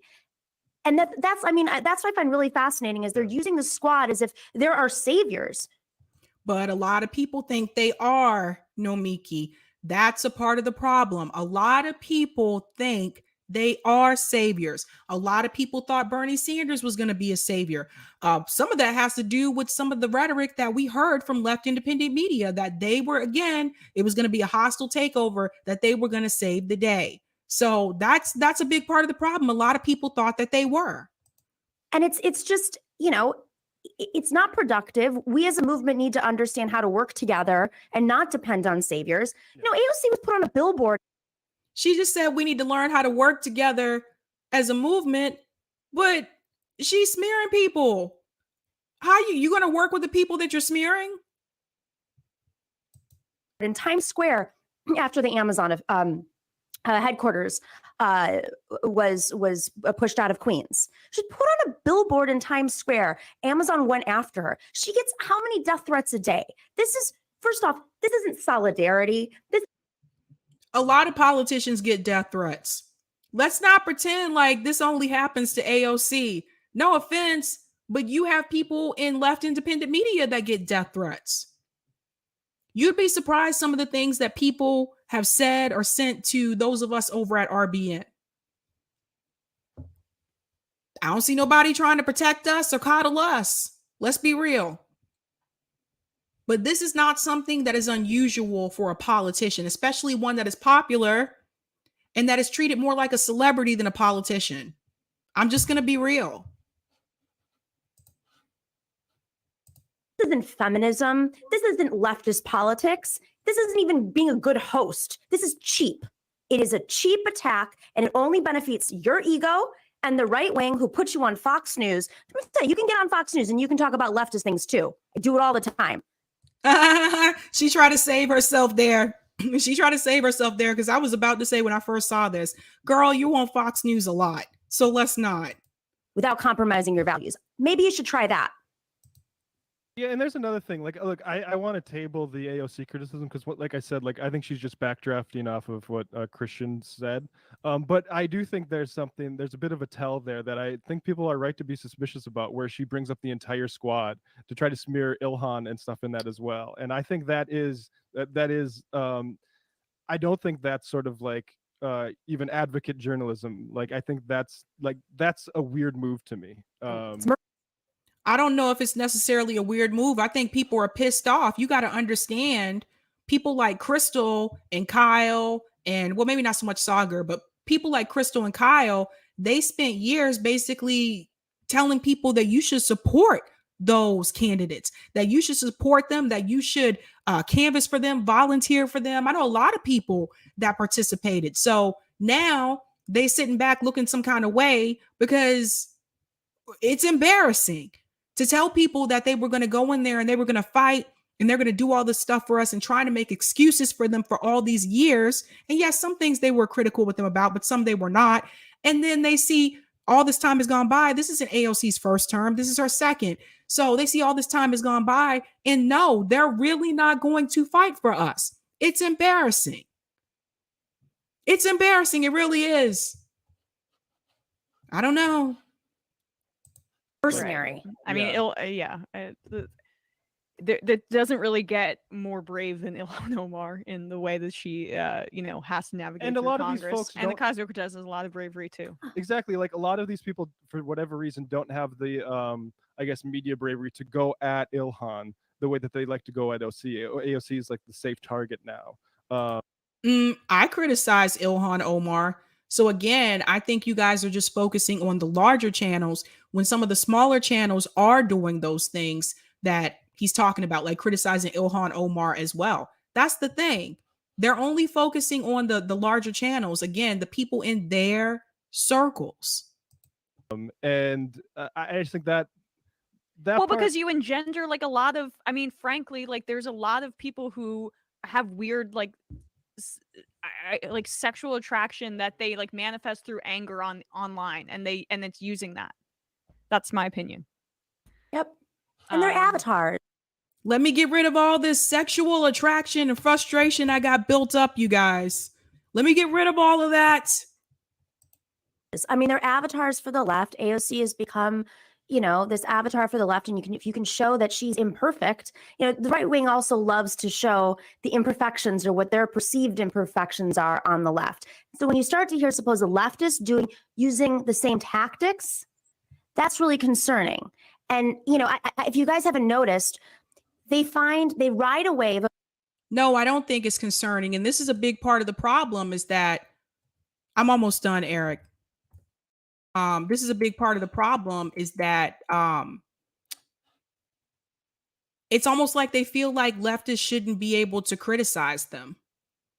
That because they're on the left and we're on the left, we shouldn't be able to criticize them. I disagree with that. I don't think any politician is above criticism. Of a story, and then that story dies, and they have to find another story to arrive. It's they're constantly trying to feed their machine because they want to keep those numbers up and they want to keep the divides because they don't have, without Bernie there to solidify everybody, it's a great opportunity for them to break apart the left. But and brand oneself. Again, Bernie broke apart the left himself when he left his movement. Sorry. You can't blame all of this on Krystal. I have criticism of Krystal Ball, but this is not all her fault. And brand. Yeah. I mean, it's sort of like bougie Green Partyism, even though the Green Parties, nobody talks about that anymore. But like that's what this sort of tendency is. He said no one talks about the Green Party anymore. That's not true. See, again, these people live in a bubble. They're lost. Which is like very easily gamed for pro-Republican electoral political campaigns and anti-leftist ones that, like you said, when you bring up the squad entirely as if Ilhan hasn't been showing up for Amazon workers, I think you sort of draw a suspicion on yourself, which is, again, I think separate from the AOC criticism, which if she would have just responded to Chris and said, you're right, we have our reasons or whatever, and you can relay those privately, but we'll try to do better in the future by you guys. Yeah. Like all this would have gone away. Agreed. Or you could spend your time doing what Aaron Mate is doing, is denying genocide all day long, because that's also a path to making a lot of money on the internet. And boom. I don't understand why Aaron Mate was brought into this discussion. He had nothing to do with the Amazon event. He had nothing to do with the exchange on Twitter between Krystal Ball and AOC. That was a low blow. I don't understand this obsession that Majority Report and TYT people have with Aaron Mate. I don't know if it's because he's like an investigative journalist. I don't know what it is, but that was a cheap shot. I don't understand why she just threw that in like that. What does that have to do with this? She just told you multiple times the left is being divided because God, Crystal Ball's tweet. We need to come together. The left needs to come together. And then she throws in another smear. In this one exchange, she smeared Crystal Ball, Jimmy Dore, and Air Mate.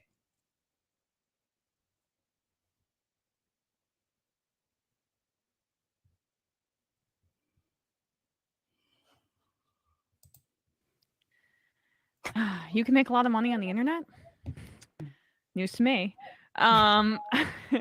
Emma's bankroll. I won $90 this weekend on the final. Okay, let's get rid of that. You can make a lot of money on the internet? Girl, please. Please. Okay. I know I have some comments on Rockfin. Eric, I'm going to weave those into the call-in show because I see it's getting kind of late. Eric, you want to come on for a second? If you want, you can do the super chats over here. I have to take a quick break. I scheduled the call in for 10:15, but I can go earlier. It's just,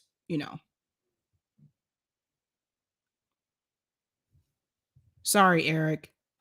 Let me know what your ETA is. We can end the call in like at 11 because I know it's getting late. Oh no, I'll go as late as you want. Okay. Let's see here. All right. You want break time? Yeah, I'll be back, guys, and we'll start the call-in portion of the show. And the call-in question is, it goes from this segment, by the way. The call-in question is, the topic is privilege on the left. And it says, Nomiki Konst says, commentators on the left who criticize AOC are problematic. Are they grifters or are privileged leftists missing the plot? So we're going to talk about that with the class issue that is on the left. And I'll be back and you guys will have the link for that. Thanks, Eric. All right. Let's see. Let me make that one small. Here we go. All right. How's everybody doing tonight? Yeah, it's time for a bit of the Eric takeover while we give Sabby a little break. Yeah, there's actually a ton of comments, even paid comments. I have to remember which one she did, but let's see. Well, we'll start with Delthea. Here we go. All right, Delthea Simmons. According to Nomiki, Jimmy Dore ordered ice on the Titanic and was smoking on the Hindenburg. Yes, indeed. Delthea. We got from Thomas. Am I the only person that thinks Nomiki is actually AOC's handler and she realizes how damaging the situation really is to her asset, and that's why she went on an unhinged attack against Krystal? Thank you, Thomas. We've got from Ashura. Nomiki has 61.5k subs and gets extremely low views for someone with large numbers, where those numbers are new for starters. Thank you, Ashura. More from Ashura. You get more views than her and Nomiki Konst, who worked for AOC. Thank you, Ashura. We've got from LaQX. If the movement is done, why are you in this space with no solutions? Thank you for the generous super chat. LaQX. Hope I'm pronouncing that right. And yeah, that's a good question. I'm always big on solutions.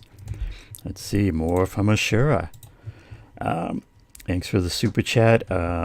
He's wondering now, are the the Majority Report crew coming for Kyle and Krystal now? And that's a good question. I mean, that's one of the things is where the establishment loves to bust us up here on the left. We know that. We got from Oz. We are guppies in the shark tanks, in the shark's tank. And yeah, I believe Oz is talking about the smaller channels versus the larger channels. And much smaller than they are. We've got from Ed Kidd. We must focus on ALU Chris Small's win, not on AOC. Yes, very good point. Thanks for that super chat. And from Ashura, TYT TMR because He's an award-winning journo, which none are. I believe he's talking about Aaron Mate, the award-winning journalist, versus TYT and TMR, who have they ever won anything? I don't think so. All right, so let me clear that off. Look at that. So, yeah, so we're going to be talking in the call-in in a little while about privilege on the left. Let's see, what did I want to talk about? I put in a chat earlier that our Sabby highlighted about just being the help. And I always want to make it clear to people that that all the content and everything that Sabby comes out with is strictly her, and there's it's definitely not my content, or I'm definitely not pulling any strings of significance. So I'm just here to help. Let's see. Oh yeah, so we had from Oz Lefebvre. I'm actually had a really good conversation with Oz the other day, and I believe it's still scheduled. I'm going to be on his show, which is Beauty and the Boomer. In fact, let me see if I can show that. I should have had this ready already. Do a Sabby share my screen. I don't think I can say it the way she does. There it is.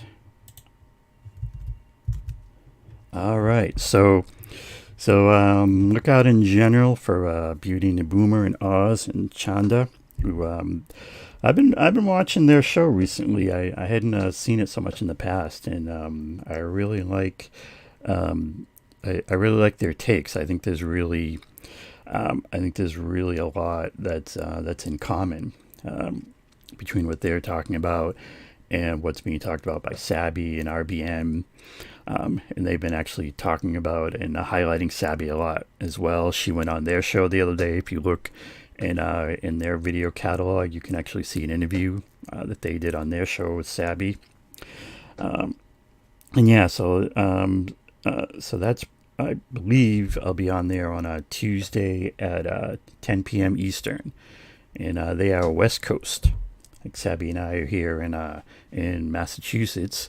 I'm in the middle of the state. She's closer to Boston, and I think they are out in Washington State. What else did we have? So the other thing, let me check my notes. There was a question during yesterday's RBN roundtable. One of the chats that came in that was talking about. Let me clear this for the moment. There we go. A question about mutual aid and direct action versus electoral politics. And the question was kind of coming from the other point of view, in that how can we get substantive change and Medicare for all and things like that through mutual aid? Like how is that going to lead us there? And what occurred to me is that we shouldn't be seeing these things as in conflict with each other, or it can only be one or the other. And what I'm kind of trying to advocate for and trying to suggest is that we figure out ways to collaborate and do both.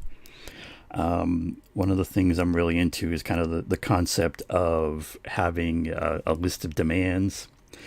And if we have this list of demands, I think, the demands are the things that you do direct actions about, that you do a general strike about.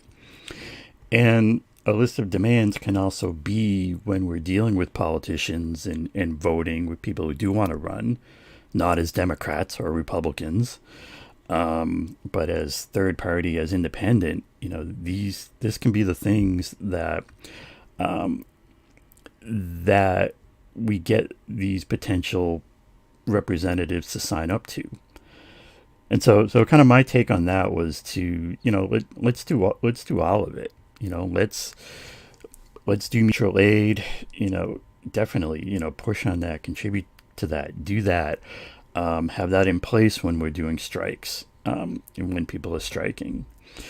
But personally, for me, I also think that we need systemic change as well. And, to me, I just don't see how that happens unless you're electing better people. And so my concept is to kind of have it all. The other thing I wanted to highlight was Caitlin Johnstone, because we should always be highlighting and talking about Caitlin. Let me see let's see, she had one recently. Let's share that screen.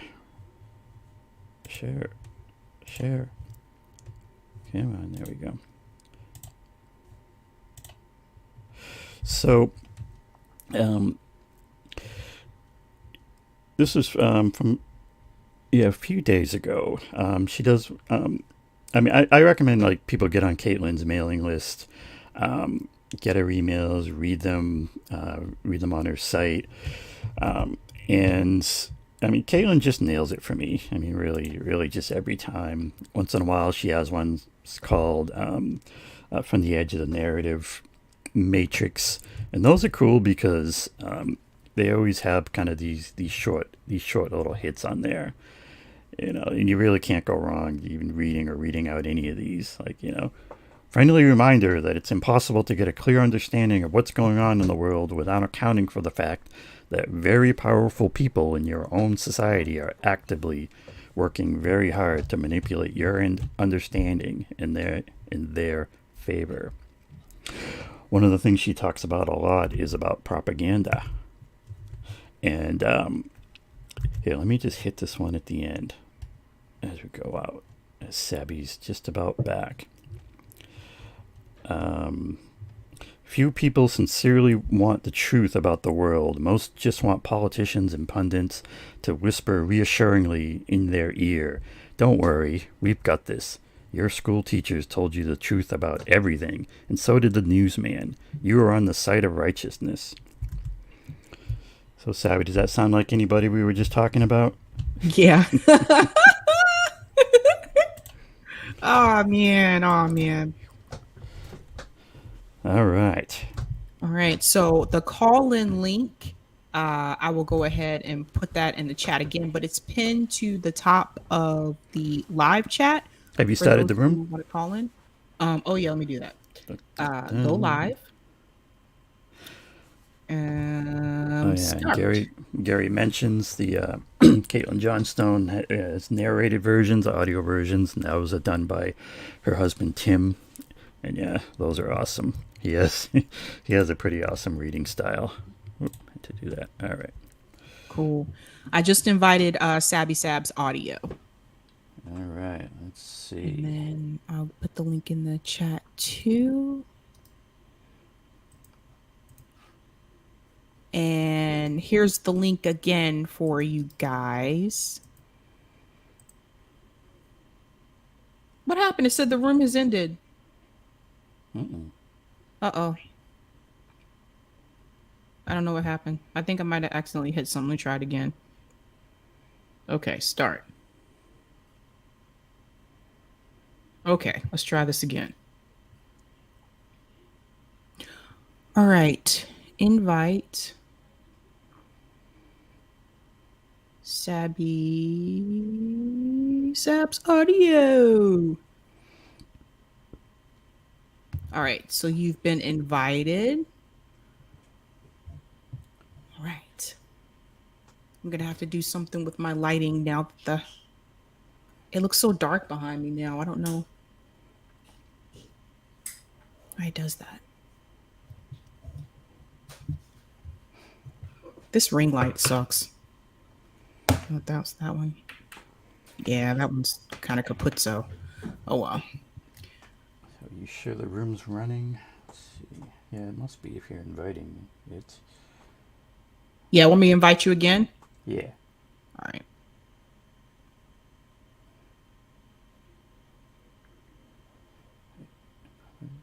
Okay, just invited you again.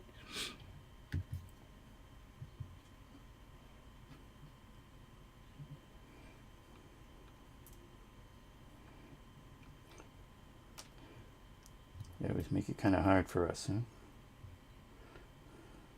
Yeah, well, you know it has its glitches. Ah, all right. See you in the room. Making progress here. Okay, now I invite you to speak. Yeah. All right. I accept. All right. Cool beans.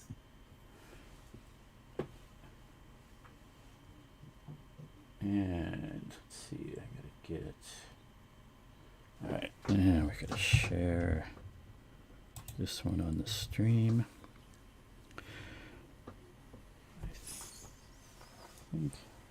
Testing. All right, I think we're getting that way. Oh, actually, I can tell here. Toot, toot. Someone just says shooby dooby doo in the chat. All right, I think we're operational, so I will clear out and you can start it. All right. If you guys can hear me on call-in, can you give me a thumbs up? Doobie doobie doo. All right, they can hear me. All right, so here we go. Welcome to Sabby Sabs podcast on call-in. This is episode 6. This title is Privilege on the Left. So, Nomiki Konst says commentators on the left who criticize AOC are problematic. Are they grifters or are privileged leftists missing the plot? So, I'm going to open up the calls. So, I'm going to take the first caller here, and that is Eric. You're on the mic. Hey, Sabby. Thank you for taking my call. What's going on, Eric? Hey, definitely they are grifting, and I think they're just sort of positioning themselves for various reasons. Nomiki has been looking like she's a loss for words when she's coming up on Fox. It seems like she doesn't know what's happening, and she seems sort of like just bewildered by the questions that she's being asked on Fox. And she's really not taking any advantage on those when she comes on those shows. But here, sort of providing cover for AOC, really, that's just, it doesn't really matter. The focus should be on Chris Smalls and the ALU workers that for the last several months, last year, did this. And actually, I actually feel ashamed, me personally, that I didn't do much to support them other than, I was for them doing this, but I didn't do anything really to support them, like action wise. And I feel like I should have done more. And when Chris was coming on the shows almost 2 years ago, when he first started coming on the scene, I was definitely supportive of what he was sharing, never thinking, if I'm honest, never thinking that he would succeed, if I'm being honest with you. But I now feel very much ashamed that I didn't do what I should have did, was maybe, give some money to his team, support him in any other way other than just talking about it, because he's done so much more than many others have tried to, actually haven't done anything, with the likes of Bernie or others. They could have been behind him. They could have been out there at the very front, but in some ways, Sabby, it's actually better that they were not there and that he was able to succeed without their help, just with him and his team, because that proves that we don't need these people. We just need regular people to get behind something and do the right things. Now, it doesn't mean that it's going to be easy. And I'm really glad that you pointed out how humble this guy is. He's not trying to shine any light on himself.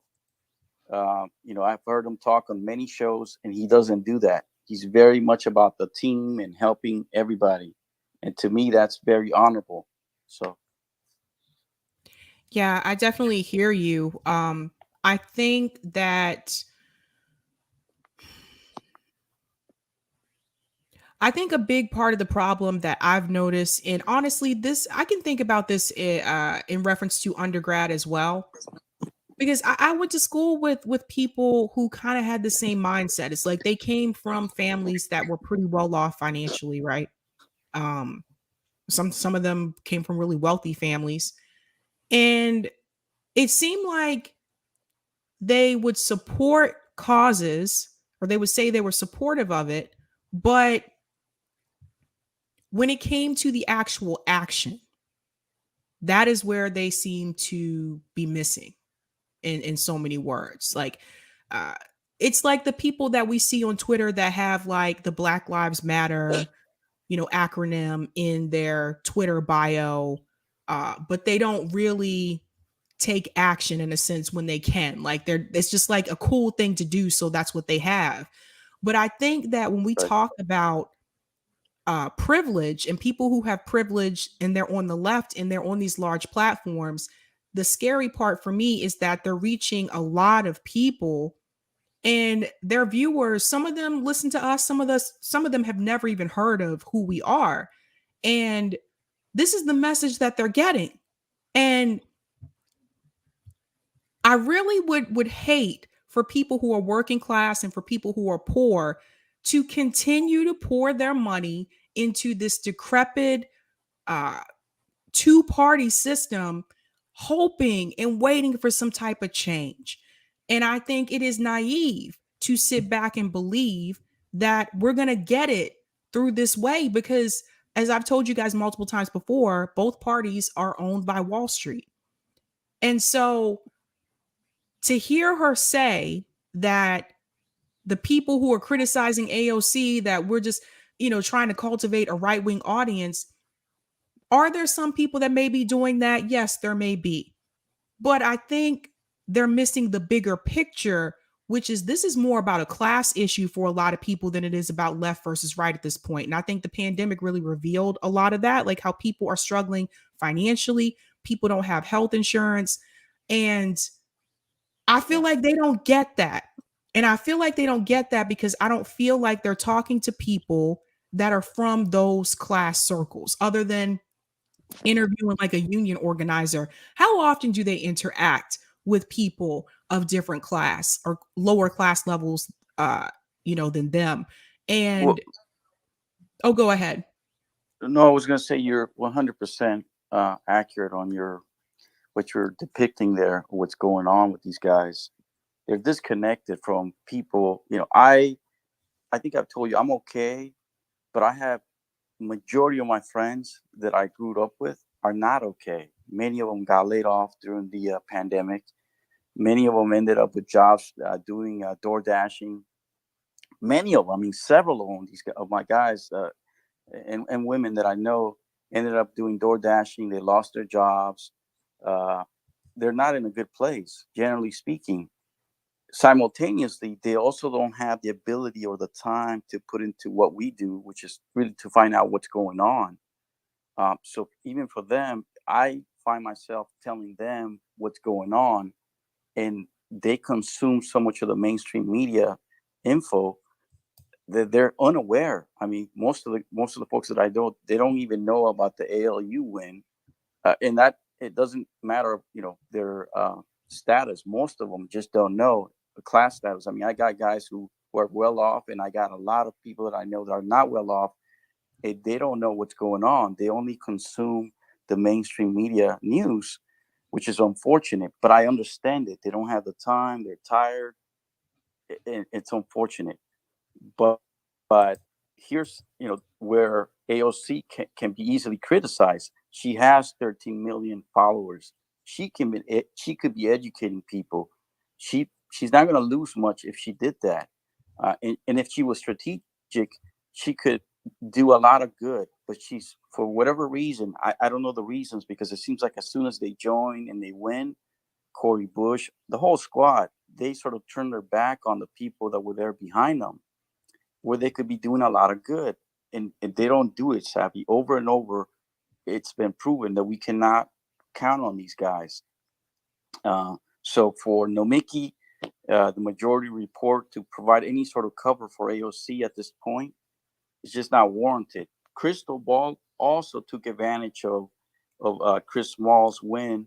She was kind of riding on his coattails, and she was trending.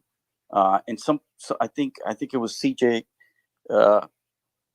pointed that out, or one of the other guys on the RBN shows this week, was they were pointing this out, that hey, she's riding on his coattails and not really pointing out that it's him and his group that did this. So, there's a lot of that sort of, they play with that. But it's okay. To me, the biggest thing that I took away this week is Chris Small won. His team with them also did all this work. And I need to do more about it.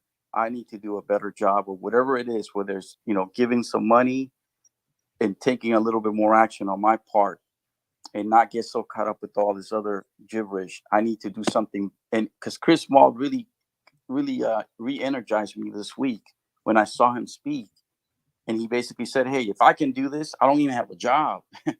and look at what I did with our team. And I'm like, man, that guy's amazing. To me, that's an American hero. I agree. Janice Anderson, thanks so much for the super chat. She said she is an astroturfer. She saw how popular Bernie was in 2016 and jumped on the bandwagon. She has spent the last several years attempting to mislead Bernie supporters back into the DNC. Wow. Thanks, Janice. Well said. I want to get your opinion also about the calling out for the other people. I just didn't understand where that was going. Like calling out Jimmy Dore, calling out Aaron Mate. I just didn't understand what they had to do with this particular situation. Well, what I think Nomiki's been doing is she's been taking advantage of any sort of hot topic and sort of divert or project bad energy or whatever word you want to use onto Jimmy and Aaron, because they've been calling them out. They've been sort of like shining light on the left, the boutique left, including the Majority Report, Nomiki, the Humanist Report, Rational National, TYT. These are guys that Jimmy has demolished over the last 2 years. And essentially, they've all sort of joined together and they've gone after Jimmy. They've taken shots at Jimmy and Aaron. And Aaron, I don't know Aaron, but I've been, the way I came to find him was through Jimmy. I mean, the guy is amazing. He's like the real deal. He goes out to other countries. He reports. He seems like he's completely on the level, what he's reporting on. And for them to call out Aaron, it's just uncalled for. Jimmy's a little bit different because he's so passionate and he can yell and he can get really animated. So that's why people kind of go after that. But I've told you that all in all, if you remove that passion from what Jimmy's saying, he's batting like 1,000. The guy's batting 1,000. And I don't agree with everything he says, but generally speaking, I would say that Jimmy is doing and saying things that are way ahead of the curve. And these guys are just, hating on him for lack of, for a simple term to use. They're just hating on the guy. He's got over 1 million subscribers now, and he's continues to go up a little bit at a time, even with the algorithm sort of going against him. And he has done a lot. He's been on RBN. He's brought a lot of people. He's platformed AOC, Cori Bush. I mean, the guy did all of that. And then these guys, so it's just, these guys are definitely grifting. And they see the writing on the wall, I believe, because I think more people on the left are seeing and they're up on their game, if that makes sense. Well, Eric, thank you so much. I'm going to take the next caller. Thank you, Sabby. Have a good Friday. You too. All right, Anthony, you're up. You're on the mic. Hey, good evening. What's going on? It feels like Saturday. I'm great. How are you? Oh my God. Feels like Saturday because I went down to the baseball game today, and the Detroit Tigers, they won for the opening day. That was great. So oh wow. It was pretty exciting. I didn't go into the game, but I kind of bummed around out there. I'm not even a huge sports fan, but it's once a year opening day baseball. It's a big deal. Yeah, it's a big deal here in Boston as well for Red Sox. What's your take on all of this? Oh my goodness. Well, first of all, so I idea on the criticize AOC, but I'll get to that. But first of all, Nomiki and Emma, aren't their parents like deep DNC dirty players? Like just straight up DNC like people? Mm-hmm.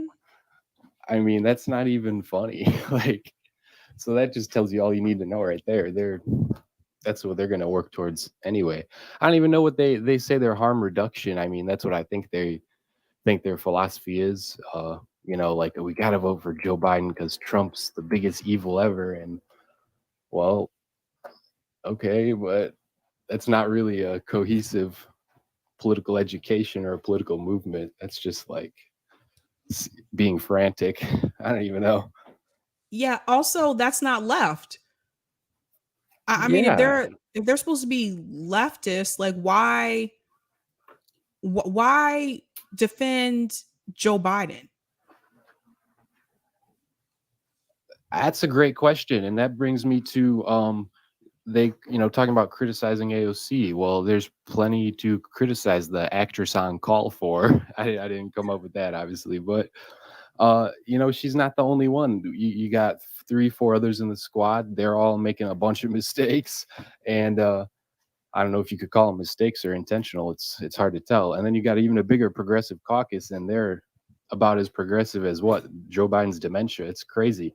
And if you look, all the Democrats, including most of the fraud squad, were at the White House 2 days out of the last week. The day Obama was there to celebrate the ACA. Come on. And then the next day to sign the Postal Reform Act. And yeah, of course they had to get pictures with Joe Biden, and they're all in the limelight. And it's like, oh, so you like war criminals. You have absolutely no judgment. It's just all about the limelight. So that's really what it is for them. It's pretty obvious. And they win their next elections, and they hit the 5-year mark, the squad, and they get their pension in Congress. Oh my God, Anthony, thank you so much for bringing that up. That's so true. That's so true. I don't know if everyone is aware of that, but all they need is 5 years to get the pension, and they get speaking fees, engagement fees. Like, this is like, I mean, at that point, you are a career politician, even though some of them said they didn't want to be a career politician. Oh yeah, I'm ready to bring the ruckus and do one term. But I know they call it a bread tube, but I call it, in my mind, it's like I keep having this phrase, half a loaf. That's all these people, they want you to fight for. Like when we say they compromise us, they compromise before they even negotiate, and like public option, and then they don't even have that. And they're just, it's not even crumbs. They're like fighting for half a loaf of bread. They're telling us what we should want as the lower people, and it's pretty sad. They're like, come on, yeah, the ACA, it's not perfect, but it did a lot. It's like, no, it's not. Okay, it did, but it's a lot is not enough. Right. You should under no position ever be defending that piece of legislation or anything really as a leftist.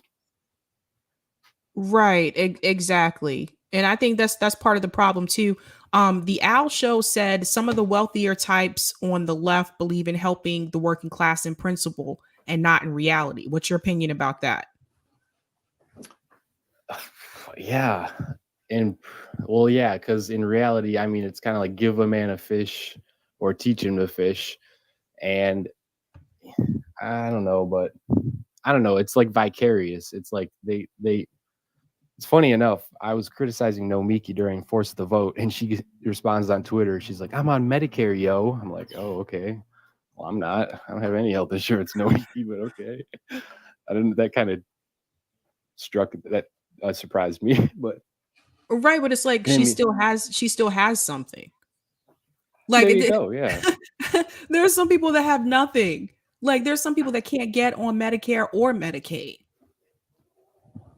Yeah, so I don't know. They're vicarious in my eyes. Like, what do they do? They go on media appearances and sit in front of a computer, and they're not putting in a lot of thought and analysis like you in hard hours. So it's they're not really workers, I wouldn't say.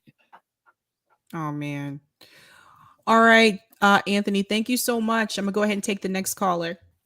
All right, have a good one. You too. All right, Lance, you are next up on the mic. What is your take on all of this? Are people who criticize AOT being, AOC being, is it wrong for us to do that on the left? All right, I'm doing. You too.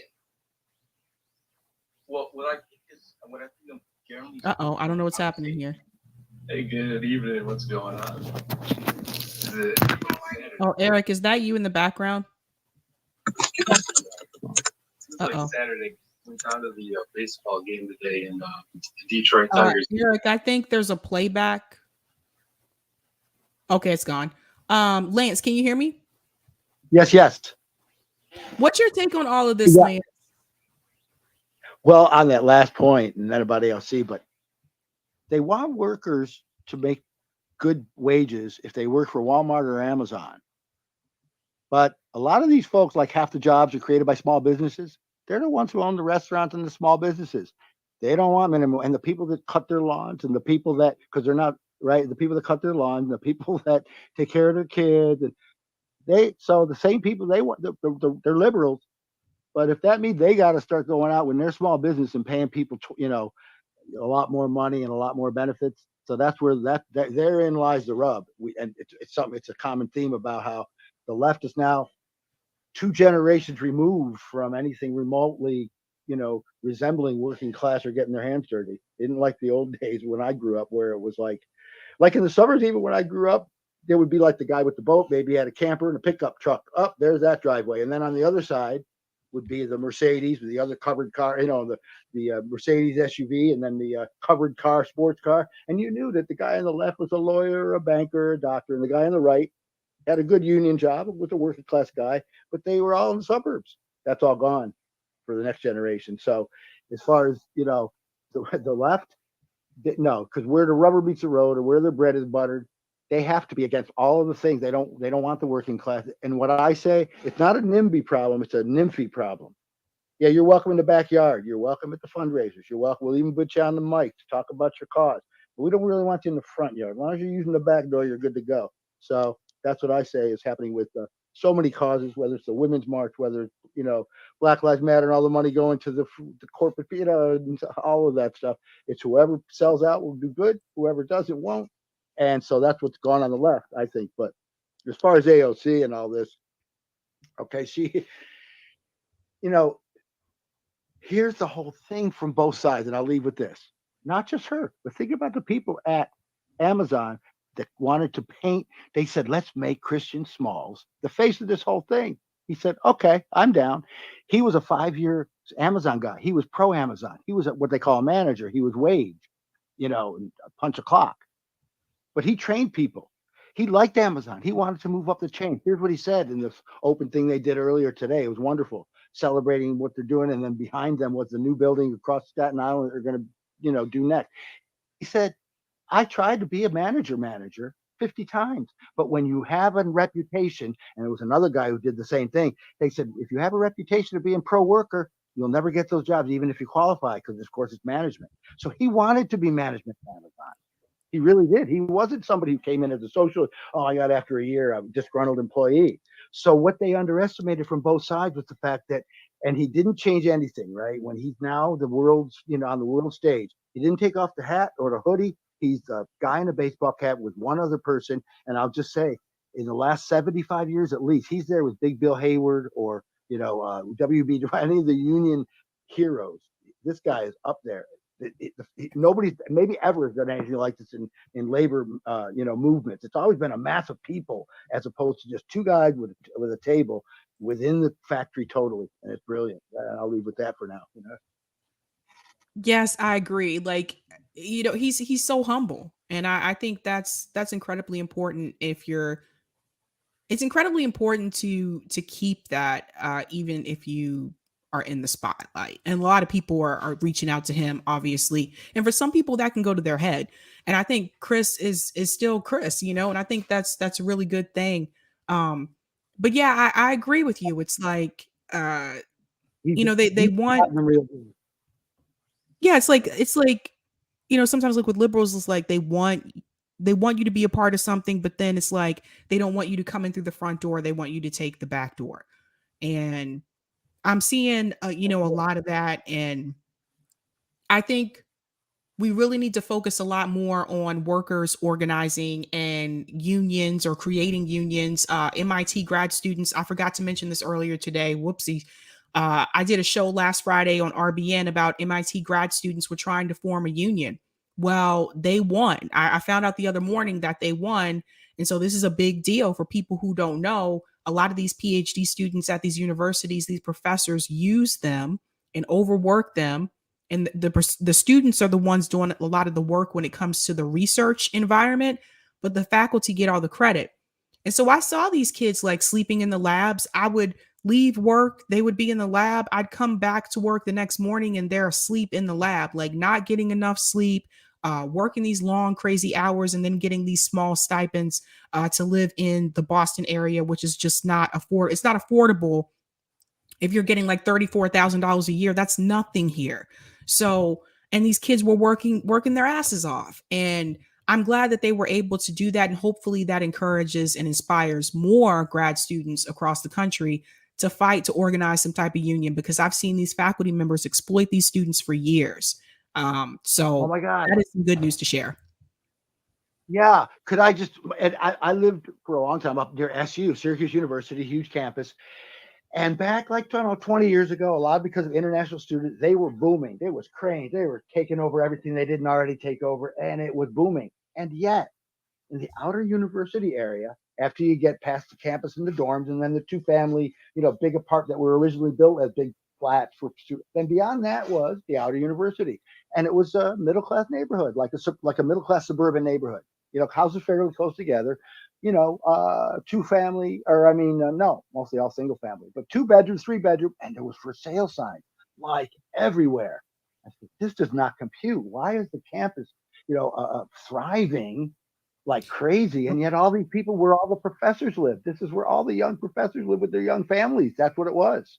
I'm like, why? What? And of course it was, going from 70-30 faculty to administrators to now it's like 70-30 administrators to now you're saying, no tenure almost anymore and just all like slave wage laborers. But so yeah, I saw that happen. Agreed. Well, Lance, thanks so much for calling in. I'm gonna go to the next caller. All right. And we are going to Justin. You are now the next caller. I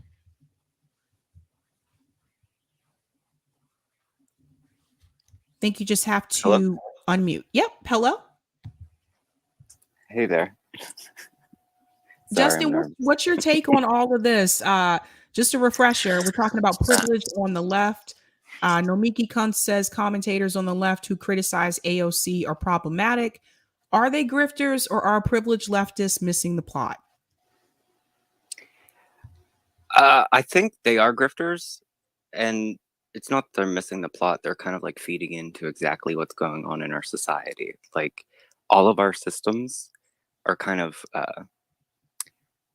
contingent on certain factors in our society to be a reality. And when those aren't a reality, everything else like symbiotically can't function. Like I think that's why we see a lot of like police brutality, the breaking down of like the education system, the American family, the economy. Like we see all of this going on, and it's really hard to like figure out where the thread goes back to. And a lot of it, sorry if this is kind of like a tangent and off of it, but I think it's an important part that is kind of missing in the conversation, to where they're actually feeding in and providing cover for what's really going on. And if you look at what is like the Gillens and Page study of like the policy wants and like what we actually are going to vote for and how our vote actually comes out and impacts our society. We've seen by that study that our vote effectively does nothing. And if you look at a lot of other things that were like laws that were instituted, you'll see that it's like a total toppling of like our autonomy and like all freedoms that we would rely on to then be a part of this overall society, to cast a vote, and my vote matters, your vote matters. Uh-oh. What happened? Uh-oh. Whoopsie. And it would change. So what do we do if these very systems that, like, voting for AOC and what she believes in by virtue of her position, and like this then feeds into like what did she say? Emma said something like to not criticize or demonize these people. Like, she's Right. kind of saying a little bit of the quiet part out loud there, in the sense of like, it doesn't really matter if you demonize it. That's why they really focus, or it doesn't matter if you demonize it or deify them, and because nothing that they're doing actually matters. They're there as like an apparatchik for the state to make it appear as if they're doing something. Like you said earlier about them only being there really to get that pension after 5 years. Like, and I think the veneer of all of this is starting to really wear off. And I think, like, if you look at where we were pre-COVID, I feel like there's that it only takes 13% of a population to force like a revolution. There were so many factions at that time, like really motivated to do something nefarious or good. But I feel like the government kind of saw that, and that's why they're still instituting COVID policies that make no sense. And they're to censure you away from like any sort of like movement that could, or like commingling with people that could form a movement that could actually do something. And I hate to say it, I don't think online is going to be the way to go, because they could just shut it off at any time. And then what do we do? Like, we need to build in community movements around us, like all around the United States. Sorry, I took an edible earlier. No,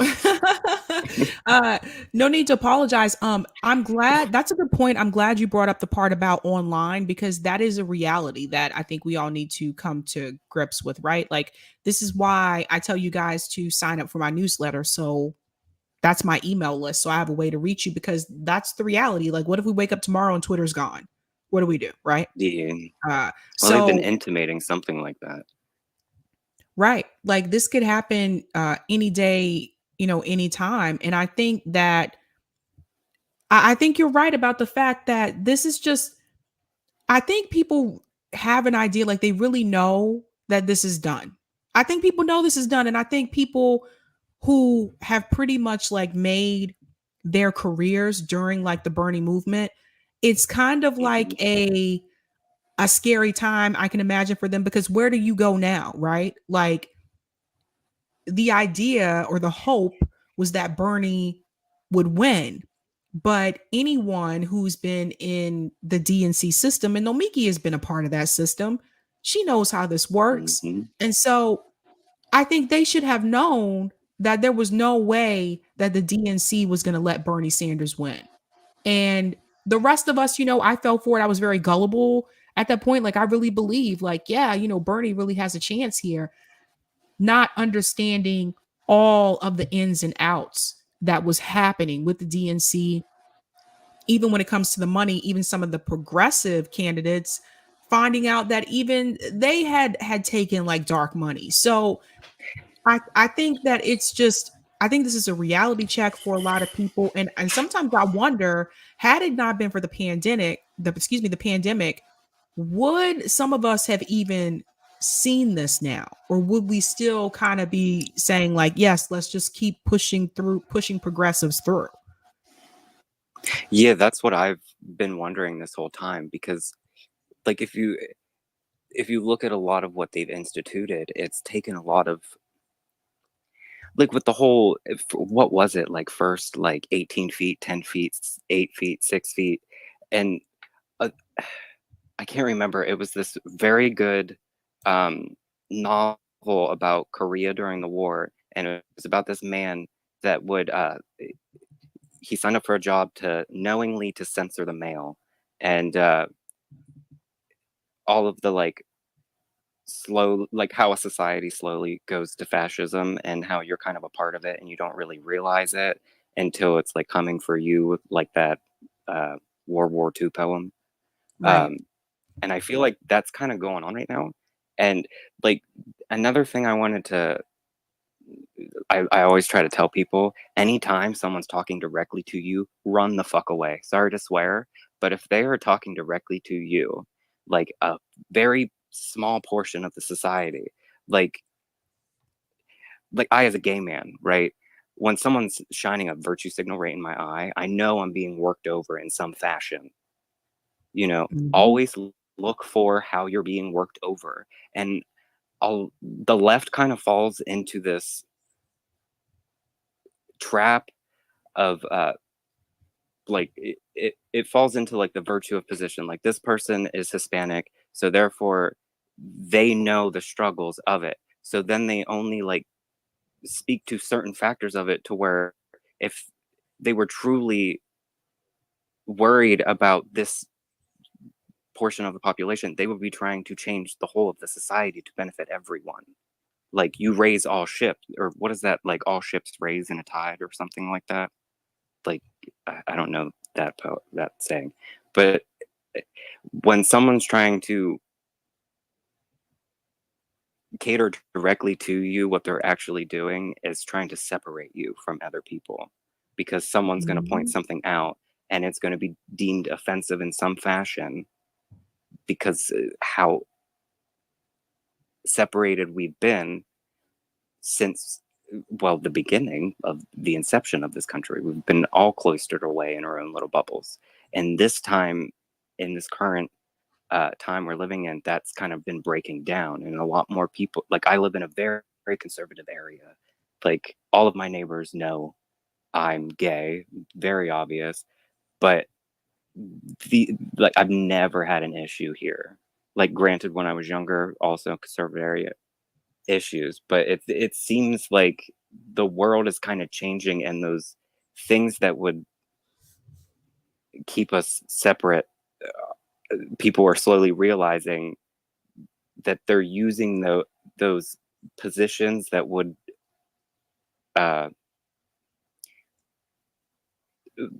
of like the archetypal depiction of whatever person, offensive or otherwise, like they use the good and the bad to kind of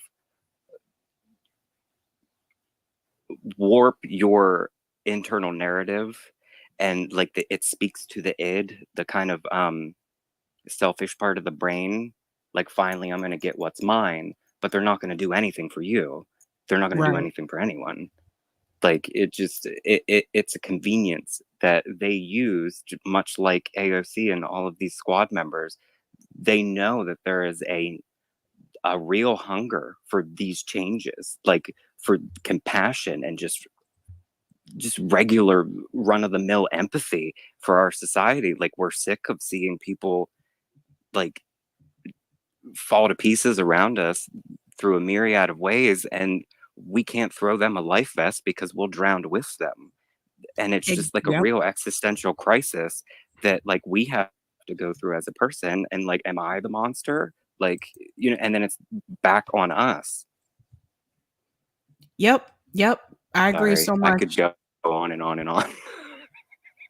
Well said, Justin. Thanks so much for calling in. I'm going to go to the next caller. Thank you. Sorry for the tangents. Oh, no worries. Actually, before I go to Delthea, Eric, I want to go ahead and take that comment on Rockfin from Roger Meadows. Thank you so much, Roger, for the tip on Rockfin. See that Tabby? Oh man, this beer is getting to me. See that, Sabby? I told you, trust in the young people. They're light years ahead of us. You were panicking about if they'd be able to see through the BS. Also, Astoria is more blue collar working, maybe struggle class than affluent. I don't know, bud. I don't know about that, Roger Meadows. Have you looked at Astoria recently? I drive through it every day. Pretty affluent to me. Yeah, the rent is ridiculous. Queensbridge Projects is right there. You might be talking about old Astoria, because there's the newer part of Astoria and there's old Astoria, but I'm talking about the Greek, usually where a lot of Greek people live in Astoria. I drive through it every day. Queensbridge Projects is right there. However, if you go on the other side of Queensboro Bridge, that is Long Island City. Now that's affluent. I've been there. Yeah, Long Island City is also affluent, but the rent in Astoria is ridiculous. Krystal brings union reporters and activists on her show all the time. This is not new space for her, so not sure what Nomiki means. I don't know, dude. She said she's her friend, so that was a little strange to me too. Yes, Sab, your dad was right. Back then, the news just reported the facts and commentary was a segment. Walter Cronkite was the most trusted name in news. Miss him. Just like I miss the late, great Ed Schultz, the man who, along with Hartman, introduced me to Bernie, Nina, and income inequality correlation with the decline of unions. John Nichols. New York State just did their budget today. The activists left were fighting for home healthcare workers to get $22 an hour minimum wage. Instead, the governor gave them $18. They're pissed. The activist left has to learn how to negotiate. Always overshoot what you really want. This way they talk you down to higher than what you actually want. That's a good point, Roger. Thanks for mentioning that. New York State minimum wage should be $35 an hour, so fight for 50. Let's make a declaration, no more $15. I agree.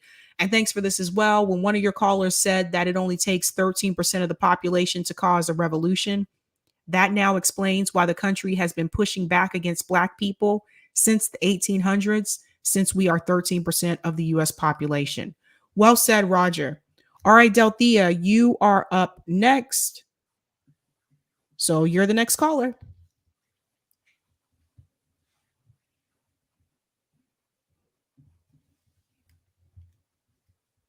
Just gotta unmute.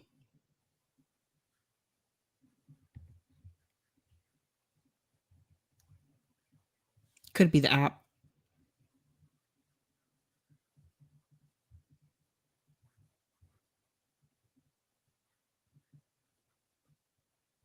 You just gotta unmute, Delthea. Let me look at the chat to see if there was anything. You can also comment in the chat to let me know if it's working or not.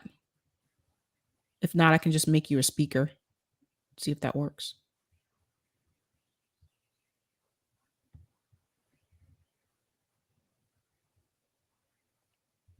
Okay, I invited you as a speaker, so you just got to accept the invite. Sorry, guys, the Android app is a little glitchy. Hit that like button, guys. Hit that like button.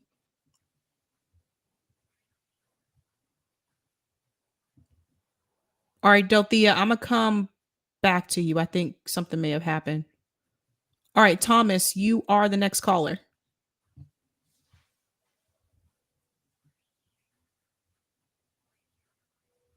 And you just got to unmute.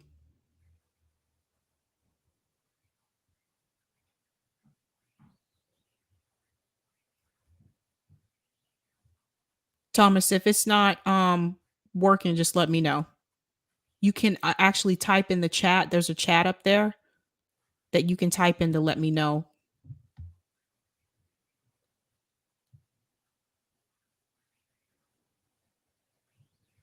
See if it lets me make you a speaker.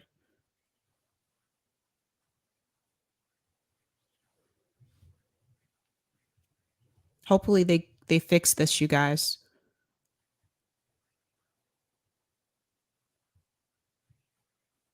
All right, Thomas, I'm going to go to the next person. I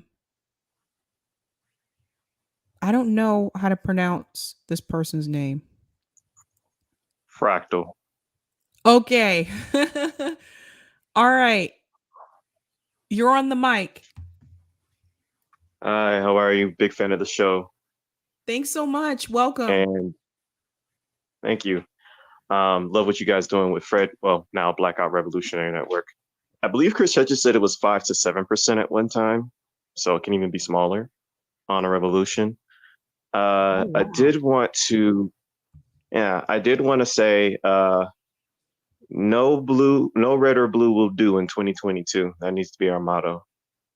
Since we don't got to worry about the presidency, it's perfect time to vote for other people. And when it comes to Nomiki and AOC and the left, I feel like we're all being gaslit in a way that really shows codependency, like codependent politics, which is like codependent morality, which is what respectability politics really is. Because it's no different from when the Republicans and the Democrats do this thing. Like the Democrats said, we couldn't do this because the Republicans. And it's like, why don't you just do the right thing because you can do the right thing? And so that also ties into just this air of self-righteousness that people, some factions of the left can have. So I do understand the difference between like being respectful and being respectable. And I think there's a way to be respectfully irreverent. So where it just draws people in rather than being so much vinegar that it just pushes everybody out. But I say all that to say that I wanted to ask a question, something that hasn't been said. Is it possible, like it's one thing to expect the politicians we gave money to and to the politicians that we voted in to do what they say they're going to do, or at least to fight, you know, as Irony said, like you can't get the policy, clarify the fight. And that lets me know at the end of the day, you're willing to sign the paper and push the button if we the people get things across the finish line. But when it comes to pushing Biden to the left and the Democratic Party to the left, I wonder if that's in the long run a good thing, because just like they were willfully incompetent, quote unquote, in the Iowa caucus, I see a lot of willful incompetence when it comes to executing progressive leftist ideas, to where I wonder if that's going to sabotage us and make it so disgusting in the public. Because the one success I can say that the Democratic Party had, or rather the Justice Democrats and Bernie had, is that they rose the consciousness to get the ball rolling of these things are possible in our country, and did it for 5 years. And now people are like, no, I don't want to accept less. Kind of something that the guy that cried about Elizabeth Warren, he also cried about Barack Obama back when TYT had some good reporting, more honest. They read the letter that he wrote to Obama saying, oh, you're making the culture too progressive, because culture is how you keep the same energy over time. And so I wonder sometimes if pushing Biden to the left is a bad thing, because they said that this tax credit was going to cut child poverty in half. Well, as Jimmy pointed out, it was originally that and the $15 minimum wage. So it's a lie in the first place. And then they just cut it off. So that makes people feel like, well, I don't want government to do anything ever again. And they started doing that when Black people were integrated into the public sphere. So that's just my question. Do you think maybe we need to focus more on what Chris Smalls has been doing? And to Bernie's credit, with Danny Glover showing the documentary of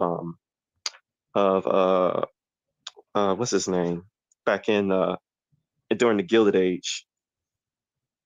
I can't remember his name, but he was the progressive of his time, the socialist, and saying, if I lead you somewhere, I can lead you out of somewhere else. Don't follow anybody. Think for yourself. Democracy works. So that's my question to the floor. I think if the Democratic Party gets a hold of these progressive or leftist issues, I think they're going to water it down just like they do everything else. Because one thing I want us all to remember, and actually everyone may not be aware of this, but at one point, Nancy Pelosi was progressive. When she first entered, she was progressive. And in fact, she used to actually support universal health care. And I don't know if everyone is aware of that. So this is what happens, though, is that they get in and they go into a party that's owned by Wall Street.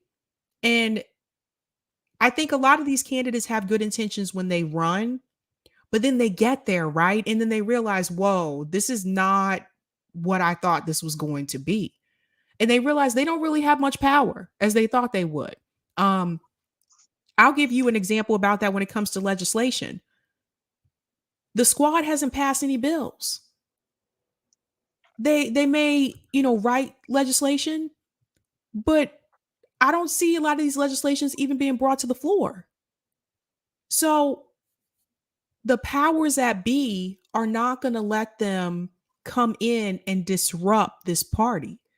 And I think that, like you were saying, the idea of pushing Joe Biden left, he's just going to water it down. Like you mentioned the child tax credit, they took it away. And right. Yeah, same thing, like $15 minimum wage. There were 8 Democrats. One of them's independent, but still votes with Democrats. They voted against it. So at the end of the day, they're not going to pass anything that doesn't serve corporate interest. And I think that's something I want people to truly understand. The reason why these bills are not being brought to the floor, the reason why they didn't force the vote for Medicare for all is because at the end of the day, there's no corporate interest behind it. Everything that they put through is attached to corporate interests in some way, shape, or form. And I think the more people in this country that understand that, then I think we'll have more people rise up and say, I'm not voting for the two-party system anymore. But most people I talk to don't even know that. They don't realize how it actually works in DC. Yeah. Well, I being on the ground, people are paying attention a whole lot more, especially being Black and talking to Black people who are like, yeah, we shouldn't just vote for the Democratic Party like that. I think that's why they don't want to pass the Voting Rights Act, because they know more people identify as independent more than ever. So, power and money could come back. The person was Eugene Debs, but I definitely hear what you're saying. So I don't want to take up too much time, but that was just my question. I'm like, maybe we should just rely on ourselves to get the progressive policies done, because I do feel like Nancy and all of them, they're just really trying to rehabilitate the Republican Party because they need them and they're not governing, And so we're going to mess up and prove the Republicans right. All these Democratic or socialist or populist issues that would help people, we're going to screw it up, make it distasteful, and make people not want it so we can go back to the way it was. I really see that a lot. So the big things you should push for, yes, but the little things, like, I feel like Biden's just going to mess it up on purpose, or somebody is maybe. So, yep, good point. Thanks for the time. Thanks so much for calling in. Yep. All right, guys, I'm going to take the next caller. Greg Bruce, you are on the mic. Just got to unmute.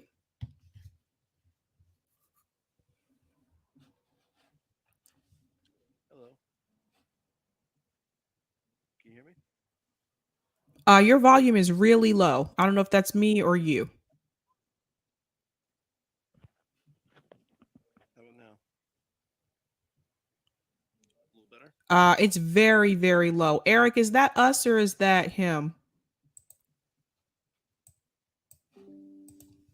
Let me see what it sounds like on the... Can you say something? Something? Can you say something? No, it's definitely you. Are you on speaker? Hold on. Like your volume is very, very low. How about now? Okay, I hear it. Okay. Okay, so just my reaction to the clip from Majority Report. I think it really, we're just seeing the class divide, because with the AOC stating the reason that they she didn't go there was that it was too thug, or people on her team said that. We all know what thug is code for, and at the end of the day, the Democratic Party has become the party of the professional managerial class. AOC is no exception, and they did not want to be associated with the peasants, and neither do Emma, and I keep forgetting her unhinged co-host name, but no matter what, it was just this cognitive dissonance against criticizing AOC for anything, and I think they feel like they have to be positive towards Chris Smalls, but it's almost like through gritting teeth, because they, at the end of the day, they want nothing to do with the working class. So I'm just gonna leave it at that. Do you think that there was some type of, because I kind of felt like there was some type of anger towards Chris Smalls though, but I felt like Nomiki didn't really want to say that. Right. Yeah, they were definitely dancing around on it. Emma really seemed reluctant to say it. She would say it, but she didn't mean it. That was my perception there. I mean, it's just they just don't like. It's just they're on the opposite end of the divide. That's why it's they say, oh, your supporters are right wing. That's they hate right wingers and they hate the white working class. So any opportunity they have to tie anything to that, that's what they do. So it's just like people who slam Jimmy Dore for the same reasons. He kind of appeals to the working class, and they just they try to twist that into right wing, and yeah, that's what we're seeing. It's class loyalism is what it boils down to me. Yeah, I think that a big part of this is, for one, I want to remind everybody, like, Nomiki's mom was a politician. So I just, you can't help who your parents are, but I just want to paint this picture for you so you could understand where some of these talking points may be coming from. But I mean, I don't want to really bring Emma into it because Nomiki was the one that just seemed to not want to agree on any of these points. Class is an issue.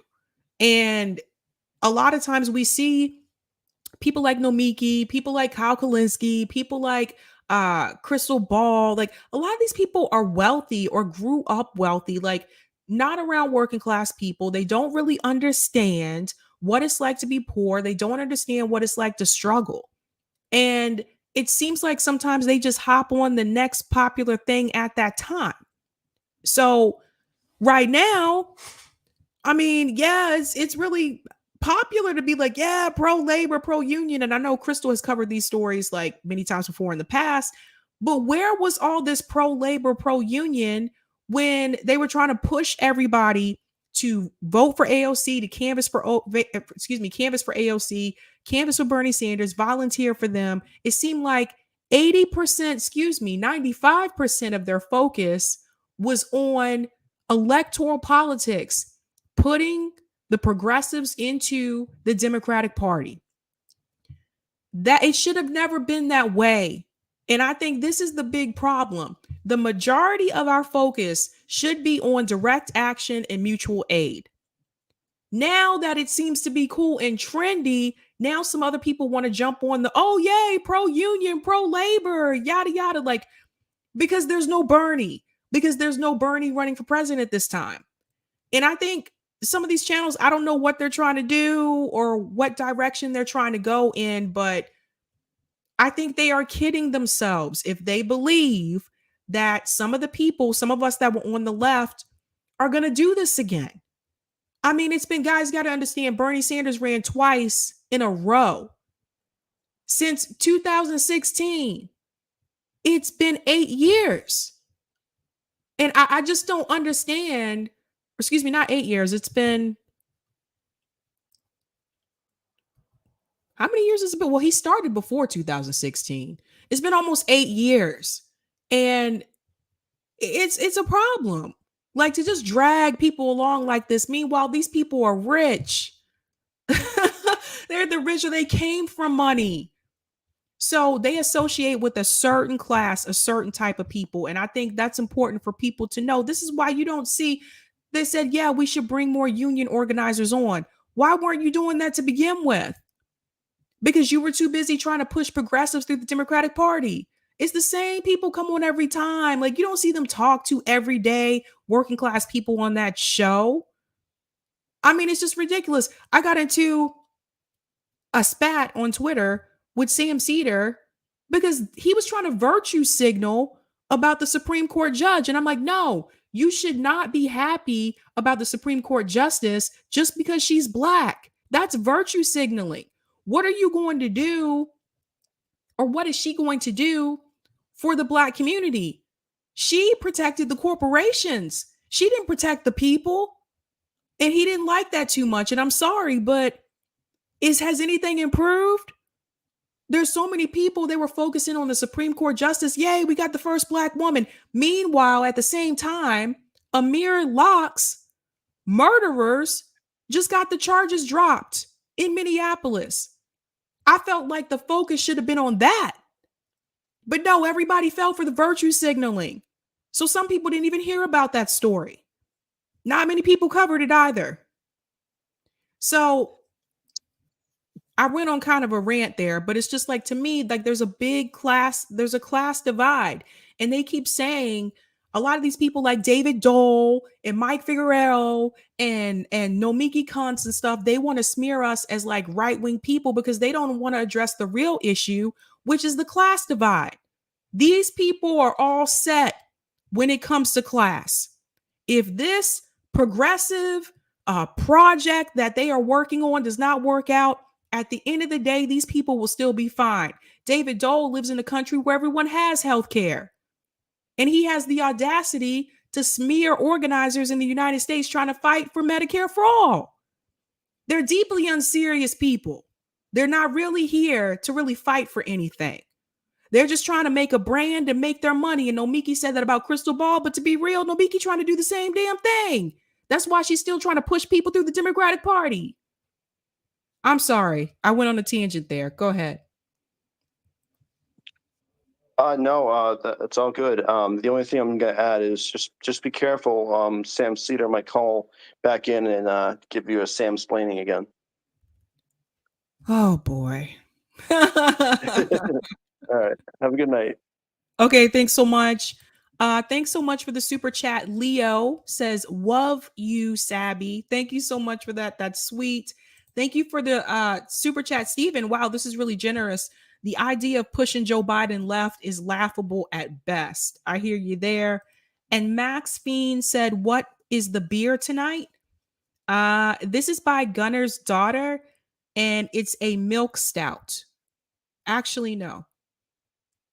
It's by Mass Landing Brewing Company. Sorry. And it's called Gunner's Daughter Milk Stout. They also have one that's peanut butter and chocolate that's really good too. Thanks so much for that.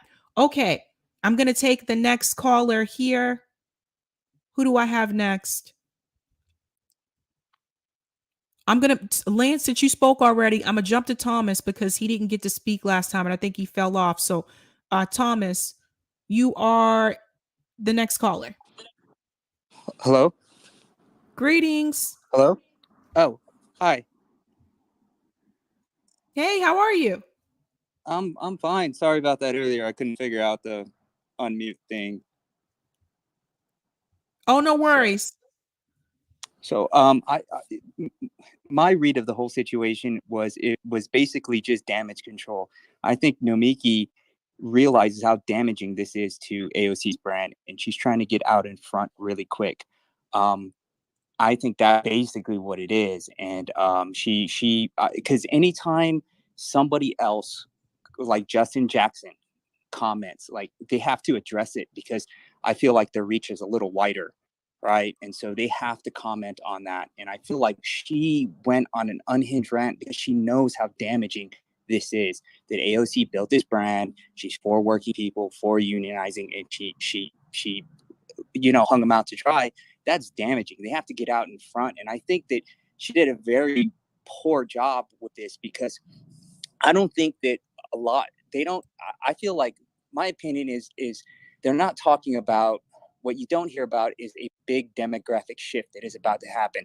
The media kind of calls it the gray tsunami. So you have these big cohort of people, baby boomers, people in politics, they're all going to be gone 10 years. And that's just a fact. And so I feel like what they're doing is they're creating these characters like AOC, the Squad. They come out of obscurity, out of nowhere. They come out of nowhere. All of a sudden, they're socialists. All of a sudden, they're community organizers. And I feel like this is a long-term project. They're building them up. They're kind of trying to get a younger face because I think the real people that we should be careful and we should watch are the Justin Trudeau's, the Buttigieg's, because they're younger and they're going to be the replacements for, I guess, the old guard, if you look at it that way. And so it's very damaging for everything that they've done to get her to the point where she is right now, to have her just completely just expose the fact that she every time she has the opportunity to fight, she doesn't. And it's not by accident. She's not supposed to. Like, that's not her role. That's not what she's there for. I Jane Mayer about the Koch brothers. And the Koch brothers, if you look at how what they've done is they've had a 10, 20, 30 year project where they've actually defunded schools to the point where these schools have to get funding from their Koch network, and they're kind of indoctrinating young people with these ideas, and they have a long-term project. And I feel like AOC, the squad, they are the face of this long-term project, and there's really nothing left, or if we want to use that term, about them, because every time they had a chance to fight, they didn't do it. And they could have even made a better attempt at fighting. I know, we all know that they could lose. They would have lost anyways, but they could have taken that opportunity to look better, right? And they still haven't, because that's not what they're supposed to do. That's just my read on the situation, my opinion. He is very triggered by the fact that there's a lot of work that's been put into AOC. There's a lot of grooming, but there's a lot of investment in her. Yeah, no, well said. I do want to add on to something that you just said. That's a very good point that you just mentioned, because I don't know if everyone is aware of this, but if you've been watching me for a while, you probably know this already. But Yeah, AOC already had political connections because she interned for Ted Kennedy. And when she was running as a candidate, that wasn't mentioned, that was left out. And also the story that they told about her, oh, she's from the Bronx, she grew up in the Bronx and she was a bartender and she made it and she did it, so you can do it too. And that wasn't true. Like, she went to Boston University. I worked at Boston University, so I knew a little bit more than some people. She did not grow up in the Bronx. She grew up out in the suburbs. She may have been born there, but she grew up in the suburban area. And they also did mention that the architect company that her father worked for, he owned. So he was like the president of the architect company. So they made it seem like she was this poor Latina girl who grew up in the Bronx, and she went on and won this election, and now she's going to be congresswoman. And so just imagine this story. It's a good damn story to tell, but they didn't tell the real story. Oh, absolutely. I totally agree with you. This was, I think she was chosen because she checked all the boxes, and she's kind of like a celebrity in a sense. And that's what they're trying to cultivate. And no mistake that she does not rise to the occasion. She's not supposed to.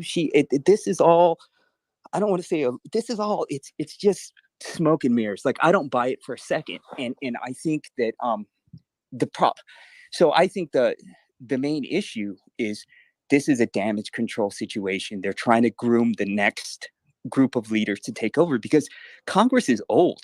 And Nancy Pelosi's 82. She has hundreds of millions of dollars. She still goes to work to make $200,000 a year. She could be with her great grandkids. Let's be honest here. How much time does she have left on Earth, let alone Congress? This situation, Dianne Feinstein, you look at all of these, there is going to be a massive shift soon. And if you look at this country and you look at the entire Western world, our population rates are declining big time. And that's bad, stressing it, but it is bad for capital. South Korea has like a 0.7 or 8 their birth rate. If things hold constant, Korea will disappear in 70 years because people are not having kids. And so I feel like, and maybe my tinfoil hat's on. Okay.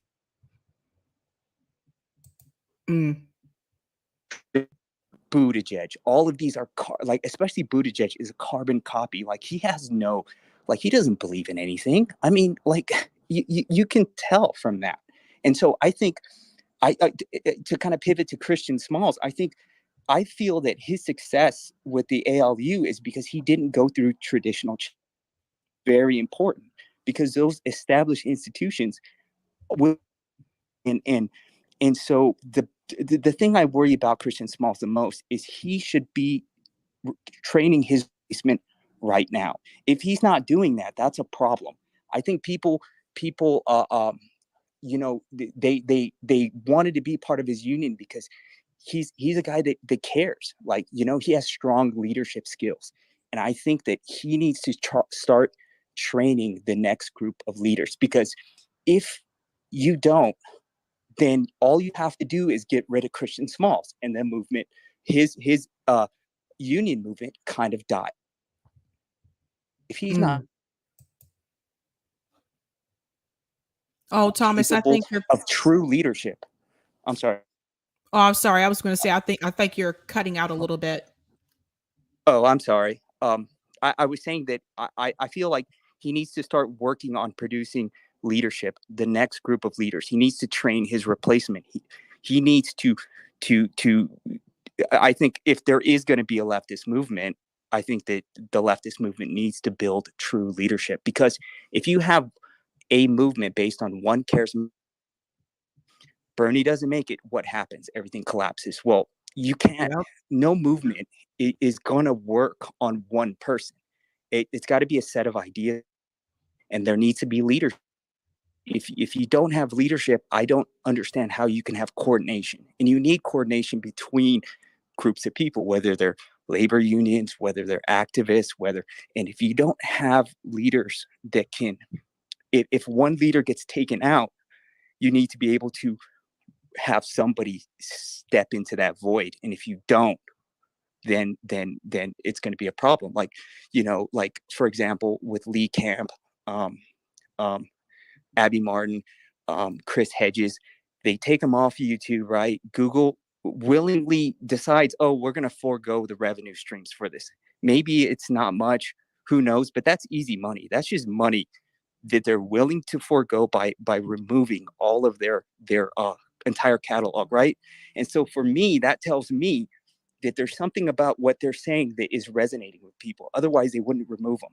And so if you have no other leak, fill that void, then that's all you need to do. And so I think is going to be a leftist movement. They need to think really hard about developing leadership that like I watch Joy Gray, I listen to her podcast, and she asked a question a long time ago about, well, where's the next Fred Hampton? And so my question is, well, what are we doing to make more Fred Hamptons, right? I would rather have 3 people that are half as good as one Fred Hampton, right? Because you have more people that can continue and fighting.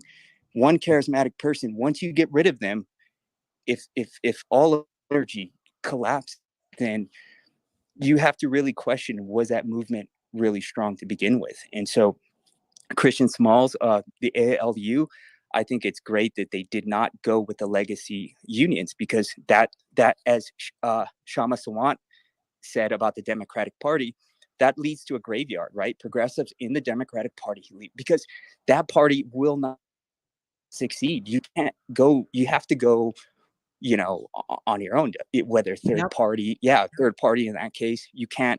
But I feel, just my opinion, that leadership is fundamental. It's important. And without training and building leaders that are able to lead their tiny their section or their group or their union or their local community organizing, it's going to make things very, very difficult. And it's easy for establishment to kind of to ruin that. And the last thing I'll say about Nomiki is I'm always cautious about when people narrowly define what the left is. And I think that could be a problem, because when you narrowly define what the left is, it's easy for you to get into a shouting match. You're not leftist. No, you're not leftist. Well, you're not the true left. Well, you're not the true left. And I think, I heard Jimmy Dore the other day mention building a movement on principles instead of, like let's get together on this issue. It's building a movement on issues, and we can decide on the issue instead of trying to make this narrowly defined box. And I think in order for that movement to actually take hold, you need to put out to people that normally wouldn't consider themselves leftist, because the truth is there's plenty of people out there that believe in these principles, that believe in healthcare, believe in living wages, but they're not socialists. They're not political. They're people who prior military. There are people who are maybe work in government. There's people all types of people from all different types of background that are normally not engaged in politics, and they might be put off by having this narrow defined box. Like, you're a leftist. No, I'm a leftist. No, you're not a leftist because I'm a leftist. And it's just, and I think Nomiki does that so that she can smear, because it's damage control. There's no reason for her to bring Jimmy Dore into it. No reason to bring Aaron Matei into it. I'm surprised she didn't bring up Max Blumenthal. She is taking pot shots. It's kind of like the other day I watched Hillary Clinton talk about crypto just out of the blue, and she's railing against crypto for seemingly who knows why, right? But I feel like Nomiki is just kind of trying to take pot shots at all the things that is pretty much a threat to her brand. I mean, let's be honest. Aaron Matei's reporting, Max Blumenthal, they're doing great work, and they're exposing, right, things that and so what do you have to do? You have to smear them, you have to discredit, you have to do damage control, because you're losing control of your narrative, and that's troubling. And you can tell how unhinged she was. It was just so bizarre. There was something else there. I was gonna say it was a bit much. I do want to go ahead and get to the next caller. I'm sorry, Sabby. Okay. Sabby, can you hear me? I can, Delthea. You're on the mic. I'm gonna make this real quick, okay? I think that Nomiki was having a breakdown. And I'm not saying that to be funny. I'm serious. I think she was having a breakdown. I mean, she's always been wired and high strung, but this was beyond the pale. As for AOC not coming, to help out with the strike, she doesn't have time for strikes. She has time for galas. So the next time they have a strike, they need to make sure they have a red carpet and designer clothes. She'll show up for that. And I'd also like to mention something from earlier. There's a book called The S Word, and it's about the history of socialism in America. And one of the things it points out is the reason why back in the first half of the last century, socialism did well in this country was because workers, they made a pact with small business. And both workers and small business were against the big banks and the corporatists. And I think we have to do that again. Having a business doesn't make you a bad person. Being a corporatist makes you a bad person. And that's all I got to say. Y'all have a good night, and I will talk to y'all later. Thanks so much, Delthea. Me here. Shout out to Deha Ko for the super chat. Jordan Sheraton of Status Quo covered the Amazon union drive from day one when no one else did. Everyone else is a Johnny come lately. Bring him back on the show to discuss. Thank you so much for the super chat. Yeah, I agree. You're right. He has been doing it since the beginning. Thanks for the super chat, John. We need more working people to stand up and fight against the boutique left. I agree with that as well. Shout out to What We've Been Thinking with Marcus Cage. Great show, Sabby. Shout out to Eric T for all that you do. Shameless plug. Looking forward to having you on the Political Matrix tomorrow night, 8 p.m. Eastern. Sabby Roo, doobie doobie doo. That's right. I'll be on Marcus's Cage show tomorrow night at 8 p.m. Eastern Standard Time. Thanks, Marcus. Thanks for the super chat. Also, Ashura. Nomiki is Shrieky from Care Bears. Oh, man. Oh, boy. And thanks for this one, Anthony. Watch Your Own Politicians, our decentralized collab. Thank you so much for that, guys. I am going to go ahead and pick up Lance. You're the next caller. Thank you for a second shot. So,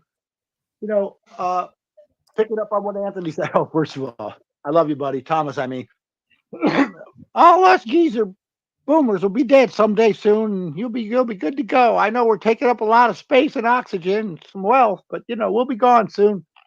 I love it. I gotta laugh. No, listen, ageism. I was born right in the middle of the boomer thing, 57, but it's the last acceptable, almost universal form of bigotry left is ageism. But that's okay. I'm good with it. But so Sagar and Jetty, he hates us, and that's another time for another. And I like him generally. We're a right winger, but to AOC and all this stuff about Bernie, and to pick up on what Thomas said, for real, I love you, brother. So he was talking about a movement that isn't based on leaders. Absolutely, there could be leaderless ones, but there has to be leaders in between. Bernie. So, and I have to say, Chris Hedges is right on point. In 2015, no, forget the Democrats. I'll never let you get there. They didn't. Same thing with 2020, obviously. So he says, so Bernie, where's his movement? Everybody criticizes appropriately the squad. Where's your 13 million Twitter followers about go out in the streets and, on this cause of Medicare for all, whatever it is? Well, Bernie didn't do that either. And I'll just say this, two quick points. So what I see is, this is so clever. It's about a lot of other things, like you make the climate change so big that it's impossible, instead of talking about cleaning up your back, the lakes in your community. And it's almost like you provocateurs could make you do that. So I think well-meaning people maybe are saying with Bernie, so it's like the blob lobby, I call it. Please don't steal it. But the $100 donations, what are they for? Specifically, Cori Bush was the first of the squad to say, we are not going to vote as a block. We are going to vote our conscience and our district. She made that very clear.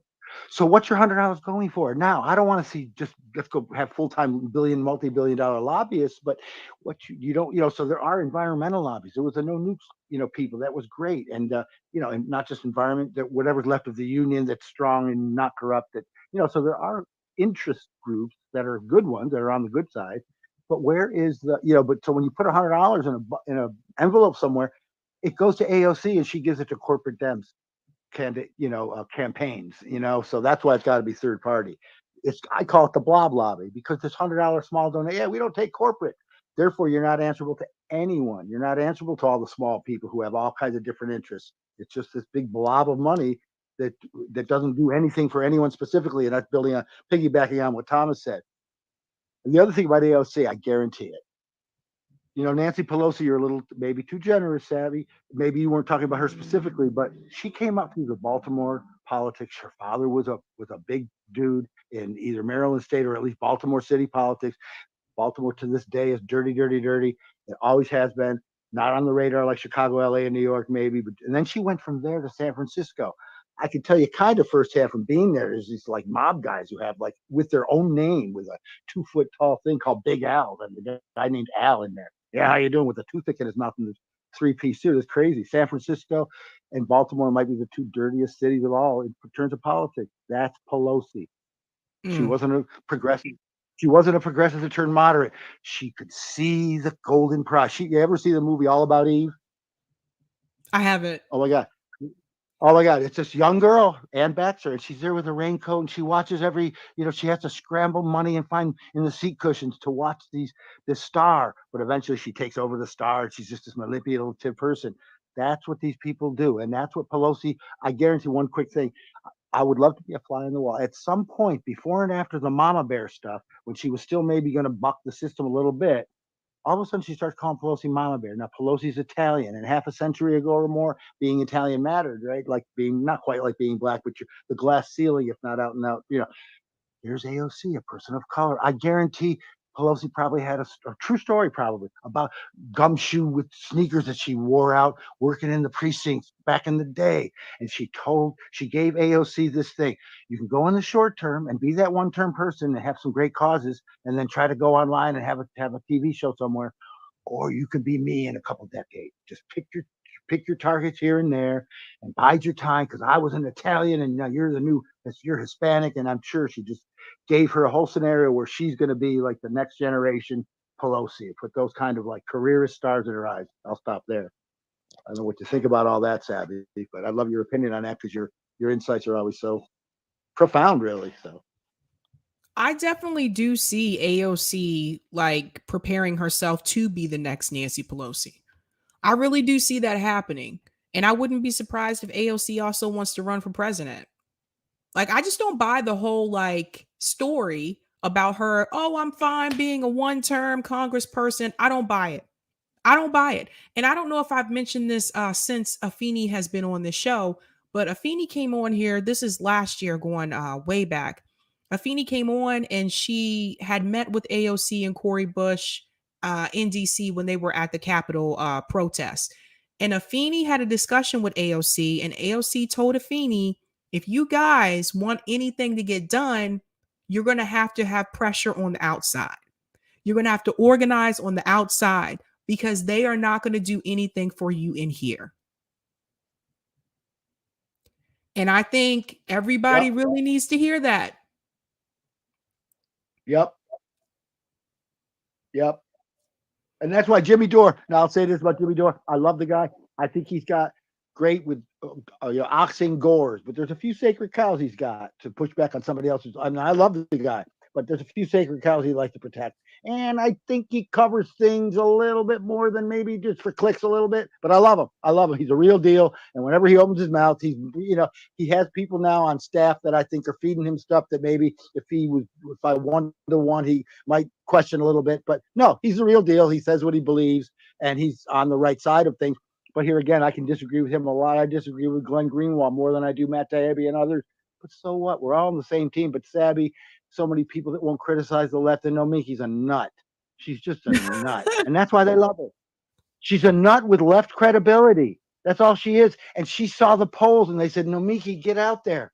And she's scrambling and she doesn't know who she is. She doesn't know what she is. She's just out there trying to say enough things. She sounds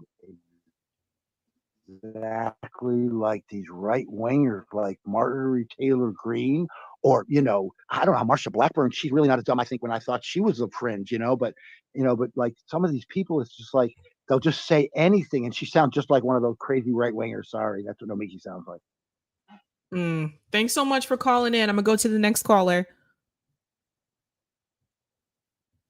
All right, guys, these are going to be the last two callers I take tonight because I'm getting close on storage space and I'm looking at the time. So Reggie, you are the next caller.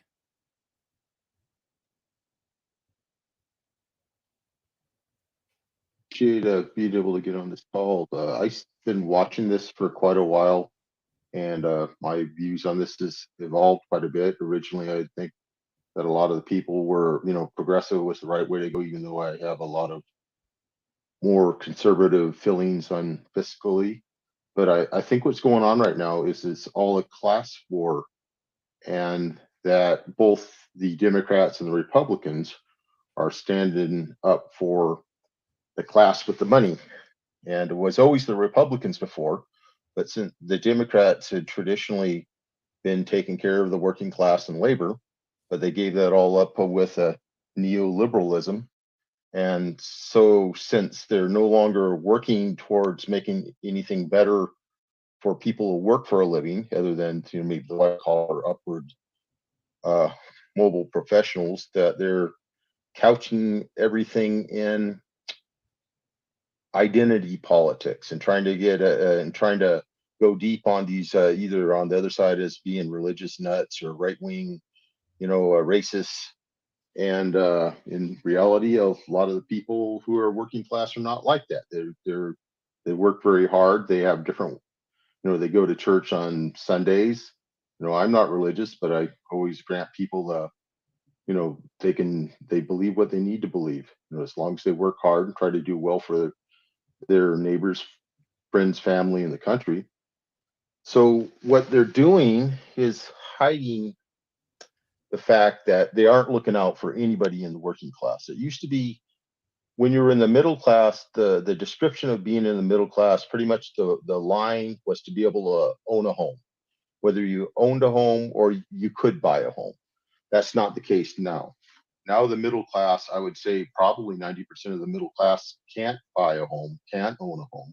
And it's getting greater and greater. And this is the country is making more money. Where more money is being made per person in this country. It's just all being shifted up to the top. And all of these people, almost all of them, are part of that who have that. And that's what they're looking for as their main constituents that they worry about, but they still want to try to keep the working people lined up. So they line up on the identity. They, the right wing lines up well, look at all them people with their hands out. They just need to work harder. It's the millionaires that take care of us. And they do that also on the left. They embrace identity politics, and it says it's all these the deplorables.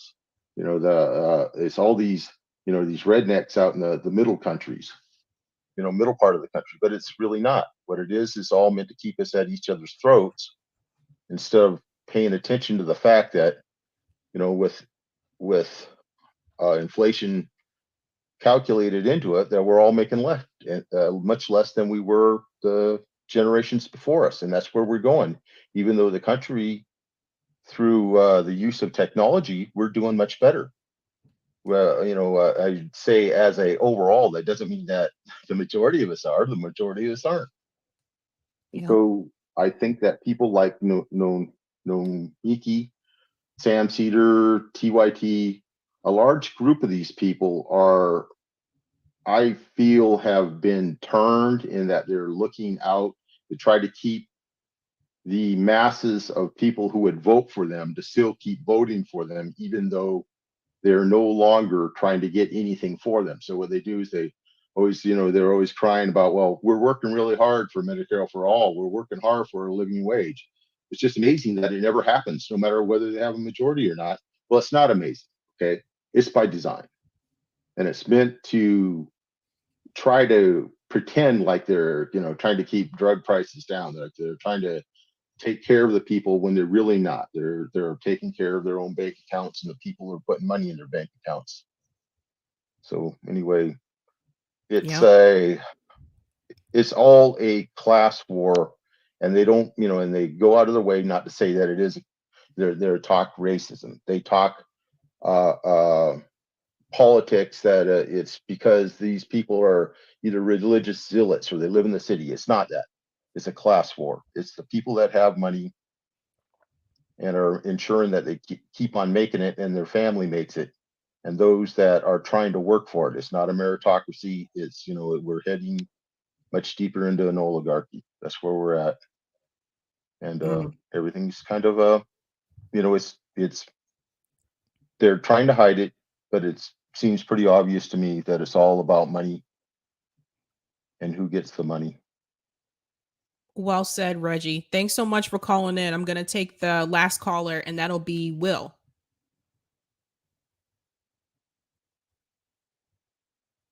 All right, Will, you are on the mic.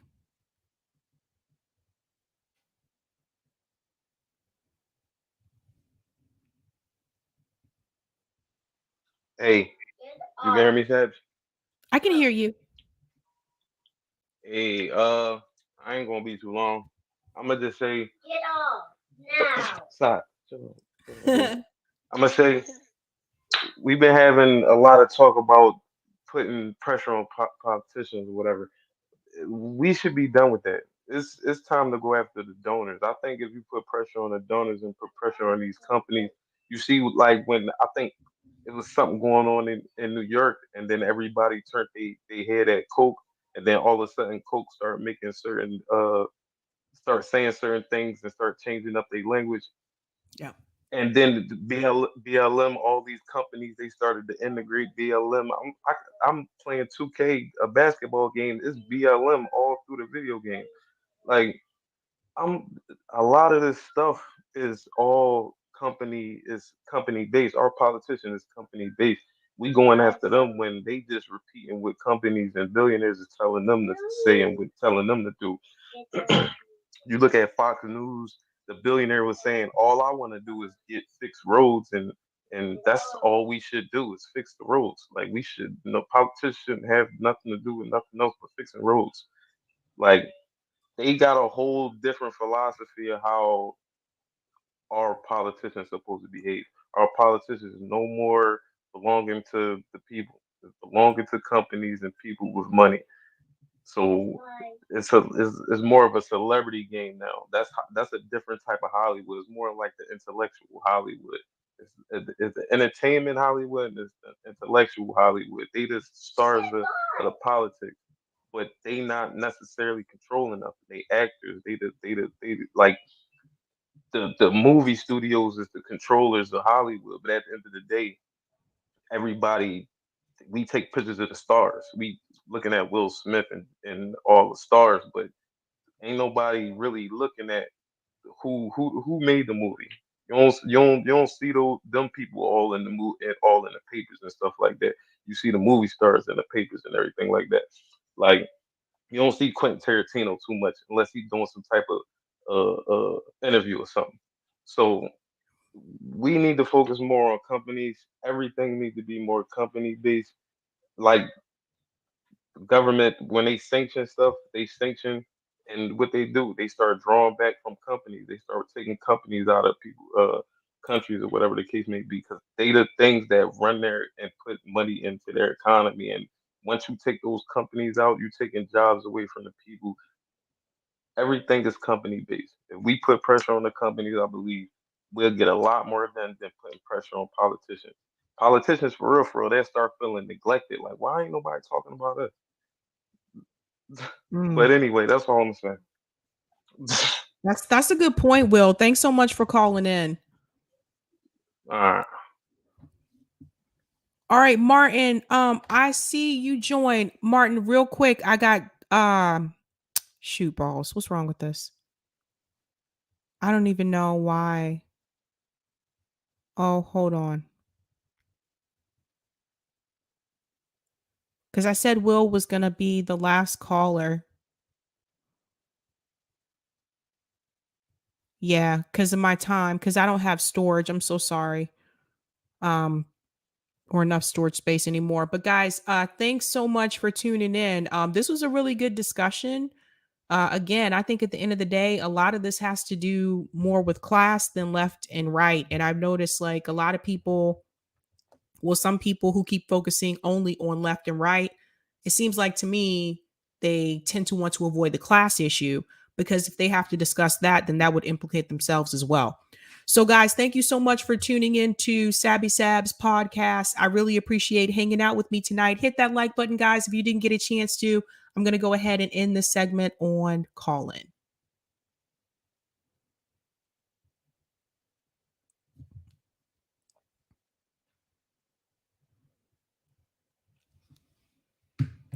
All right, guys. And thanks to everyone who watched on YouTube, guys. I know it's been a long night, a really long night. Yikes, yikes, yikes, yikes, yikes. Yeah, I don't know who that troll was, but I blocked them. They got to go. Ain't nobody got time for that, man. I don't have time for bullshit. If you want to cheerlead for Humanist Report and Kyle Kalinske, you take your ass over to their channel. I don't have time for that shit. I said what I said. Wrong place for that. I'm not the one. All right, guys. Have a good night. Oh, man. Keep up the fight.